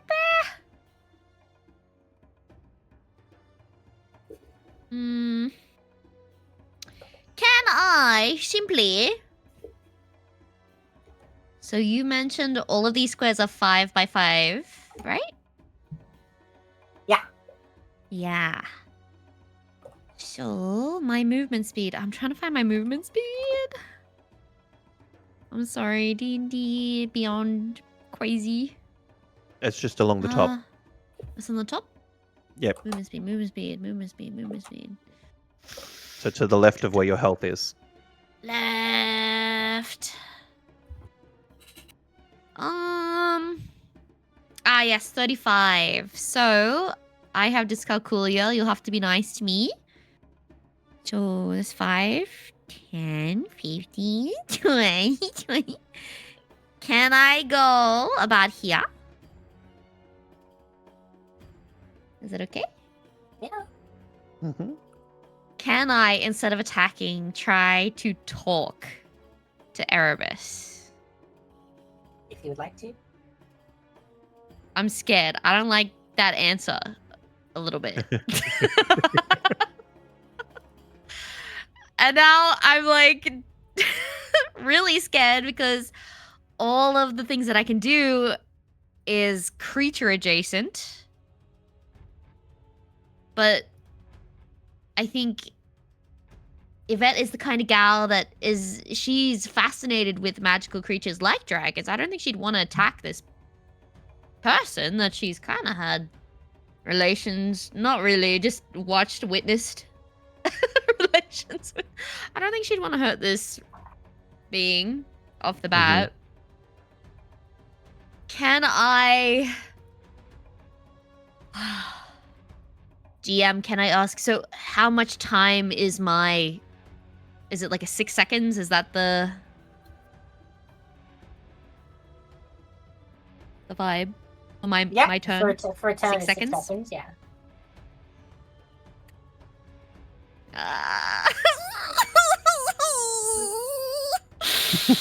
Okay. For my first move, I think I'm just gonna... I am going to very bravely, and I'm staunching myself up. You're like, why are you doing this? Why stop? We'll help you in another way. Like, I don't know. Like, I'm trying to make a connection with Erebus in a non-confrontational way. I don't know how to... You have a response to this squealing little satyr, Erebus? I have a duty. I have been cursed to take on that duty. It must be a battle. Okay. Is that response made within the 6 seconds? Can I still make an action, or was that my action? That's fine. I'll let you do something. Yeah. Okay. So in that case, okay, playing a ranger is very new to me. I apologize in advance. I think I would like to conjure animals. For fuck's sake. Yep. I'm sorry. I'm so sorry.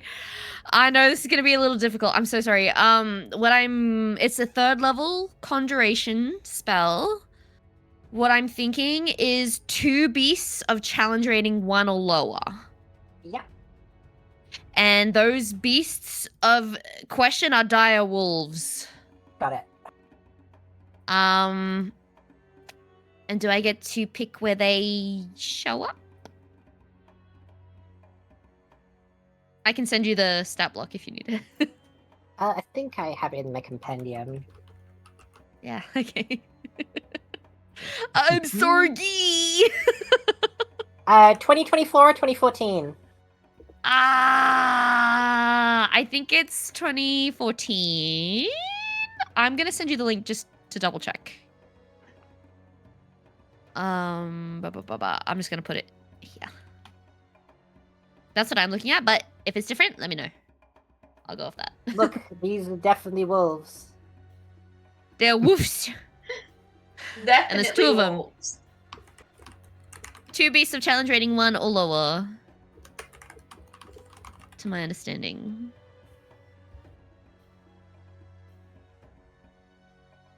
Yeah. Oh my god, that looks like Jacob from Twilight. Oh my god, don't. Bella, where the hell you been, Luca?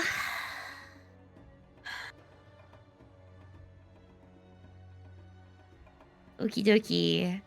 Do I get to pick where they go, or is that like a... I don't know. This is very new to me, I'm sorry.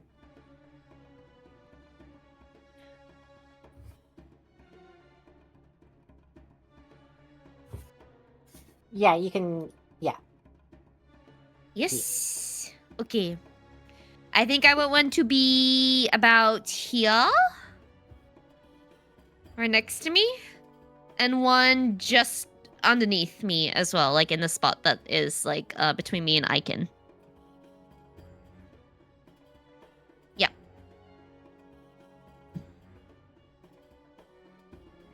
And that's my action, yes? Ew. This is so scary. Oh my god. Okay. Oh my god. Okay. Bonus actions. Isn't Wait, learning do new I have classes any fun? bonus actions? Pardon? Sorry. I just said, isn't learning new classes fun? Yeah. I do love. I'm so intrigued. I love rangers from afar. I've never played one, but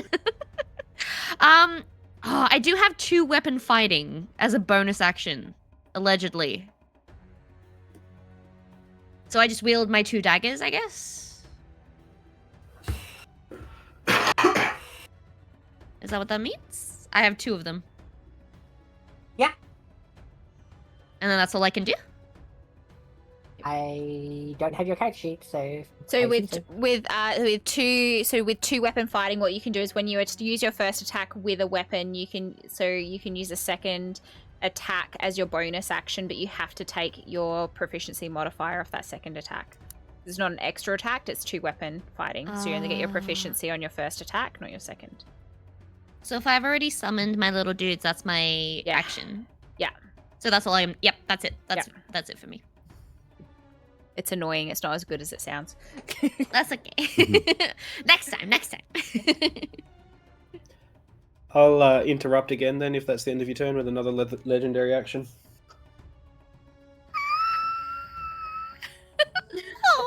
No. No, bats my big, thick eyelashes. No. No. No. I will use wing attack.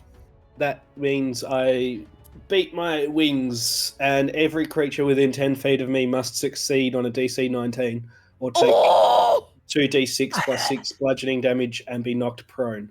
Con save? Yeah. Dex. Dex save. And I can also move half my flying speed. Half my flying speed is 40, so once that's happened, I will move 40 somewhere.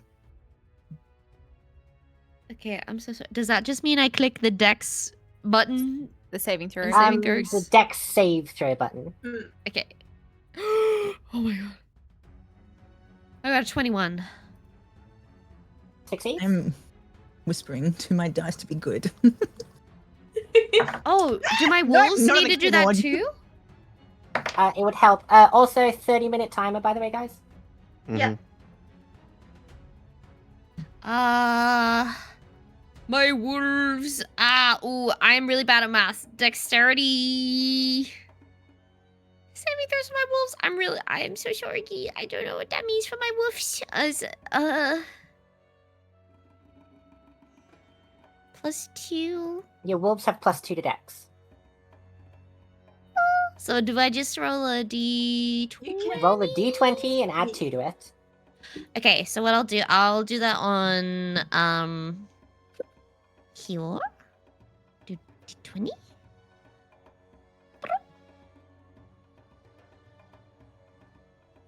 So that's 16 and 13. Okay, Plus... both of them fail. Yep. Oh, okay. Anybody get below a 19? Yep. No. Okay, anybody that rolled below a 19, take 2d6 plus 6, so if you want to roll that out, Will. So I'm gonna also use my psionic 2d6. power, protective field, as this happens, as my reaction, 5 and 5. if possible. So how much damage is it? Or we're rolling the 2d6. Are you rolling, Nico? 2d6. I thought they were doing it in the thing. 2d6. Can do that. Yeah, well, you deal damage, so you got to roll 2d6 Okay, yeah. plus 6. A 12 total. Okay, and then let's see what that reduces by. Na. So, the dire wolves take 12 damage, and anybody who rolled less than 19 takes 12 damage. Just down to 7 damage. Thank you. I will then move my 20 feet here. And I will use my last legendary action for the turn. And You can't do 2 legendary actions at the same time. Can I not use up to the 3 points? Never mind. I'll stay where I am. Only 1 legendary action can be used at a time. Cool. You can use up to the 3 points, but only 1 at a time. Yeah. And we had to move? No, we didn't have to move because I didn't. Okay. If you failed, you were prone. Okay, that's all right. I'm fine. All right. I'm good. My turn? If that's the end of the Lord's turn, Yes. then yes. No, top of the... Top of the order, isn't it? Did I miss you at some point, Salem? No, I didn't. No, I just realized we're up to now. No, I haven't had. End of the vet turn, it would be back to Angus's turn. Back to me. Would Erebus's back to be to me? Sure. Sneak attack. I can't remember if I roll advantage on a sneak attack. Are we using flanking rules out of curiosity? Sure. Okay. Do I roll advantage? So you can only sneak attack if you have advantage. I've been told sneak attack can happen if the enemy is either has its back to you or is prone. Only if you're using flanking rules, which is homebrew. Yeah, so to apply sneak attack damage, you must have advantage on the attack roll or have at least one ally within 5 feet of the target who is not incapacitated to have advantage. We're using flanking, which gives you advantage, therefore you have sneak attack. Okay. Ooh.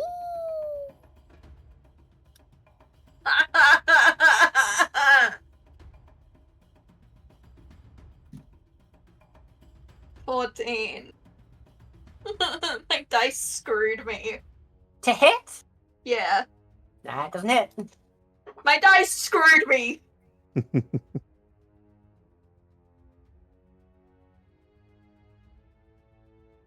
End of your turn? Yeah, I can't do anything else. Okay, Erebus, you're up. Oh Can I claim a legendary action and then take my turn as well? No. Sorry, was that yes? No. No, okay. I will do multi-attack on Angus. So it is 1 bite and 2 claw attacks. So I'll roll for the bite. That is an 18 on the die. It's probably enough to hit. Hits. Alright, so that is 2d10 plus 6.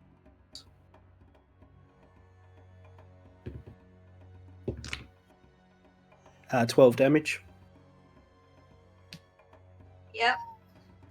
And then I will do my claw,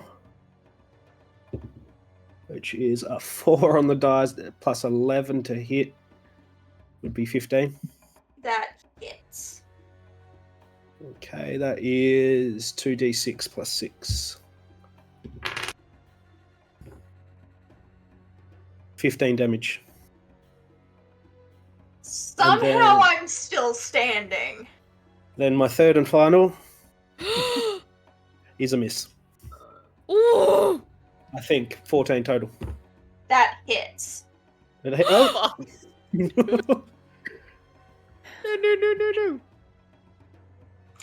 That is. I'm rolling low for that. That's good.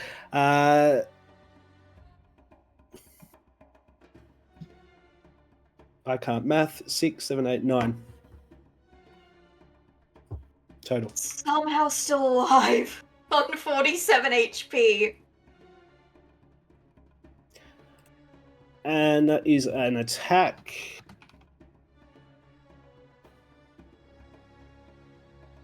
Oh my god.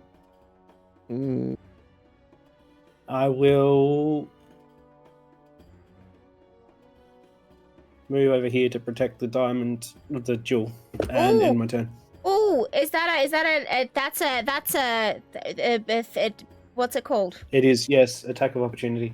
Yeah. Oh, Yeah. Angie, get him! Yeah, I'm gonna do an attack of opportunity. Get him, get him, get him! How do I roll for that? With advantage because he's you- running away? You just roll like a normal attack would. You're just Oh, getting I an do. attack. Yeah, it's not with advantage because you're just getting an extra attack because they've moved away. 21. Does that hit? It Yeah, hits. that hits. Yeah.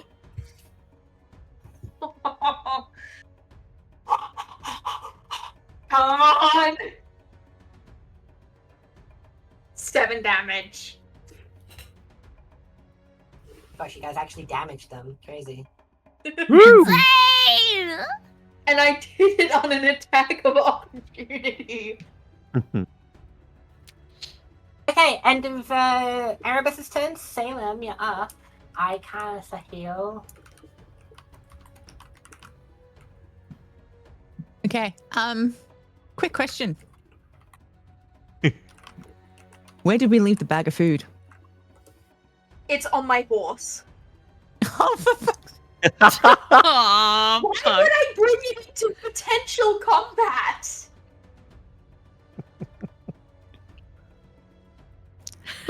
I'm very, very close to the door. Can I leave and go get it? It's gonna be like a half-hour trek or something. Mm. Yeah. Ah, We left you at the edge. I of will swamp. say that you have a little bit of like a broken off bit of Battenberg in your pocket. okay, hang on. 30. 20. Okay, I think I just might be able to do this. Maybe. I will spell it out for you. It will ruin the plan, but I have. Hang on, where is it? 30 feet walking distance. And then I have the necklace of prayer beads as my blue. And that thing has wind walk.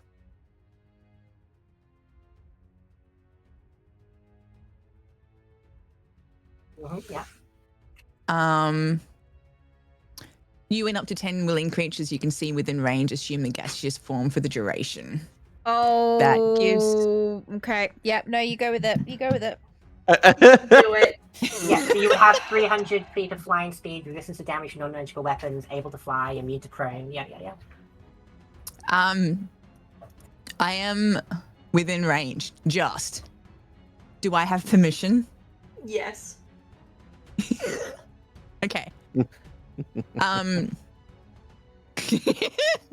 I resist What am I it. rolling? Can I resist it? Can I resist that like anything? Yeah, You- it's a friendly thing. You can choose not to. Yeah, I'm absolutely not gonna do that. No one else has to fly with me if they don't want to? I'll fly with you. You'll fly with me? Yeah. I'm going. Okay. Would you like to very quickly explain what happens once up in the air for me while I roll, I'm assuming, a d20? Yeah, I can try. Or it's just basically 300 feet and has a resistance to damage. The only actions a creature can take in this form are the dash. Yeah, so I don't know if you're trying to do something else, but casting Windwalk doesn't require you to Roll. roll anything. Okay, cool. Mm. Alright. Does the plan make sense? Yep. Yeah. So 5, 10, 15, 20, 25, 30. That's just moving. And then 5, 10, 15, 20, 25, 30 for the flying from the necklace of prayer beads. Which, by the way, Windwalk takes a minute to cast, but for fuck's sake. you're no, but you're casting it through your pair breed, so it's just a bonus action. Thank God. And then I'm assuming I have to wait till next turn to throw the thing. This is Or a can I bonus throw? action. Because each bead contains a spell that you cast as a bonus action, so you still have an action.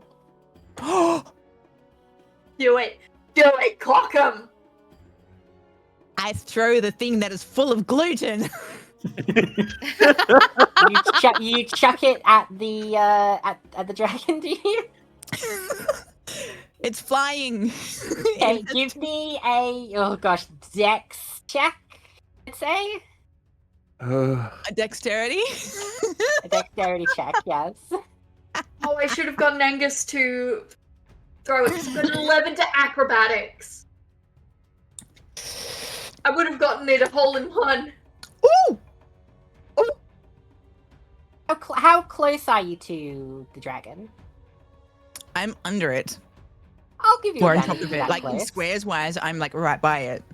I'll give you advantage if you're that close. Pardon? I'll give you advantage for being that close. Yeah. Okay. +2? Wait, what's the advantage? You get to roll twice and take the Roll highest again. number. Come on. Come Okay. on. 19 +2.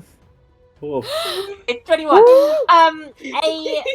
A broken off piece of Battenberg cake goes flying through the air. Erebus, out of pure instinct of hunting flying creatures in the local swamp, you take a massive bite as pure reaction. And immediately you begin to cough and your tummy begins to rumble. You have a very terrible tummy ache. And it's such a bad tummy ache. Oh no. So you take 180 points of tummy ache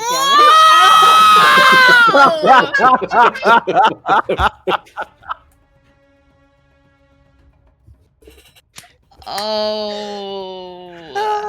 I couldn't have done this without the lovely necklace. Thanks, me. You're welcome. See why I love that necklace. I just pity you for being underneath me when this is happening because it's not going to be pretty. The dragon collapses into a pile of gluten-induced IBS, and it's real sad and awful. And the dragon's defeated. The stench. If we're out of combat, can I just use a healing spell and like, here you go, you don't have sore tummy anymore. We won the combat. I was going to use shape water to grab some of the nearby water and put you in a fucking trap circle, head sticking out so you could still breathe, and pull you this way before he fell.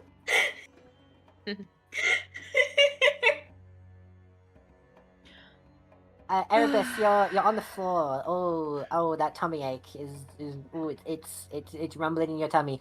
But you have been vanquished. But thankfully, this small humanoid creature has cured your tummy ache while you lay there defeated. All I do is I look around and I say, it was worth it for the Battenberg. I solemnly nod. It would have been worth it. As I get out of the water and walk over to come to comfort Erebus. I have been beaten. You may take the gem. Can I do acrobatics to try and get up there to grab the gem? Yeah, absolutely. I'll say you won't even really need to roll for it at this point in the session. You do some little flippy dippies and some cartwheels, and you jump up to the top, and you pick up a very large, glowing, yellowish, reddish, orangish gem, and you guys have collected the first of the shards. Yay!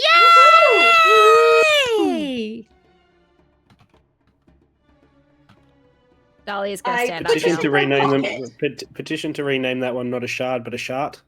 Agreed. I agree. And just holds it up and goes, "We've got the first shot." Beautiful. I don't know about you guys, but I'm hungry, so we're gonna go get something. I'm gonna wander out and get some food. Yeah, with that, our lovely little session will come to an end. With all of you heading back out into the swamp and away to your merry future adventures. Thank you everybody for playing so much. A little chaotic, a little horse-centric, for the most part there. I was the quickest with my horse! I just love Dahlia's like, okay, let's get it moving, come on, and then we spend 40 minutes at horses. I'm a horse girl. What can I say? Okay. Thank you everybody so much for being here. I appreciate you all very much. Thank you, Nico, for coming thank you, to Nico. our guest spot to this day. You're welcome. Appreciate Thank you for having me. It's a pleasure having you. We will be here once again, same time next week on the Sunday, to continue our little adventure. I'd like to thank everybody for coming. Thank you for being here. Please check out everybody's channels. They are linked in the Stream Together link. And we will see you all on another day. Don't do drugs. Stay in school. Say hi to your cat for me. And always remember that taking your vitamins is good for your blood. All right, thanks guys. Bye. Wow. Bye.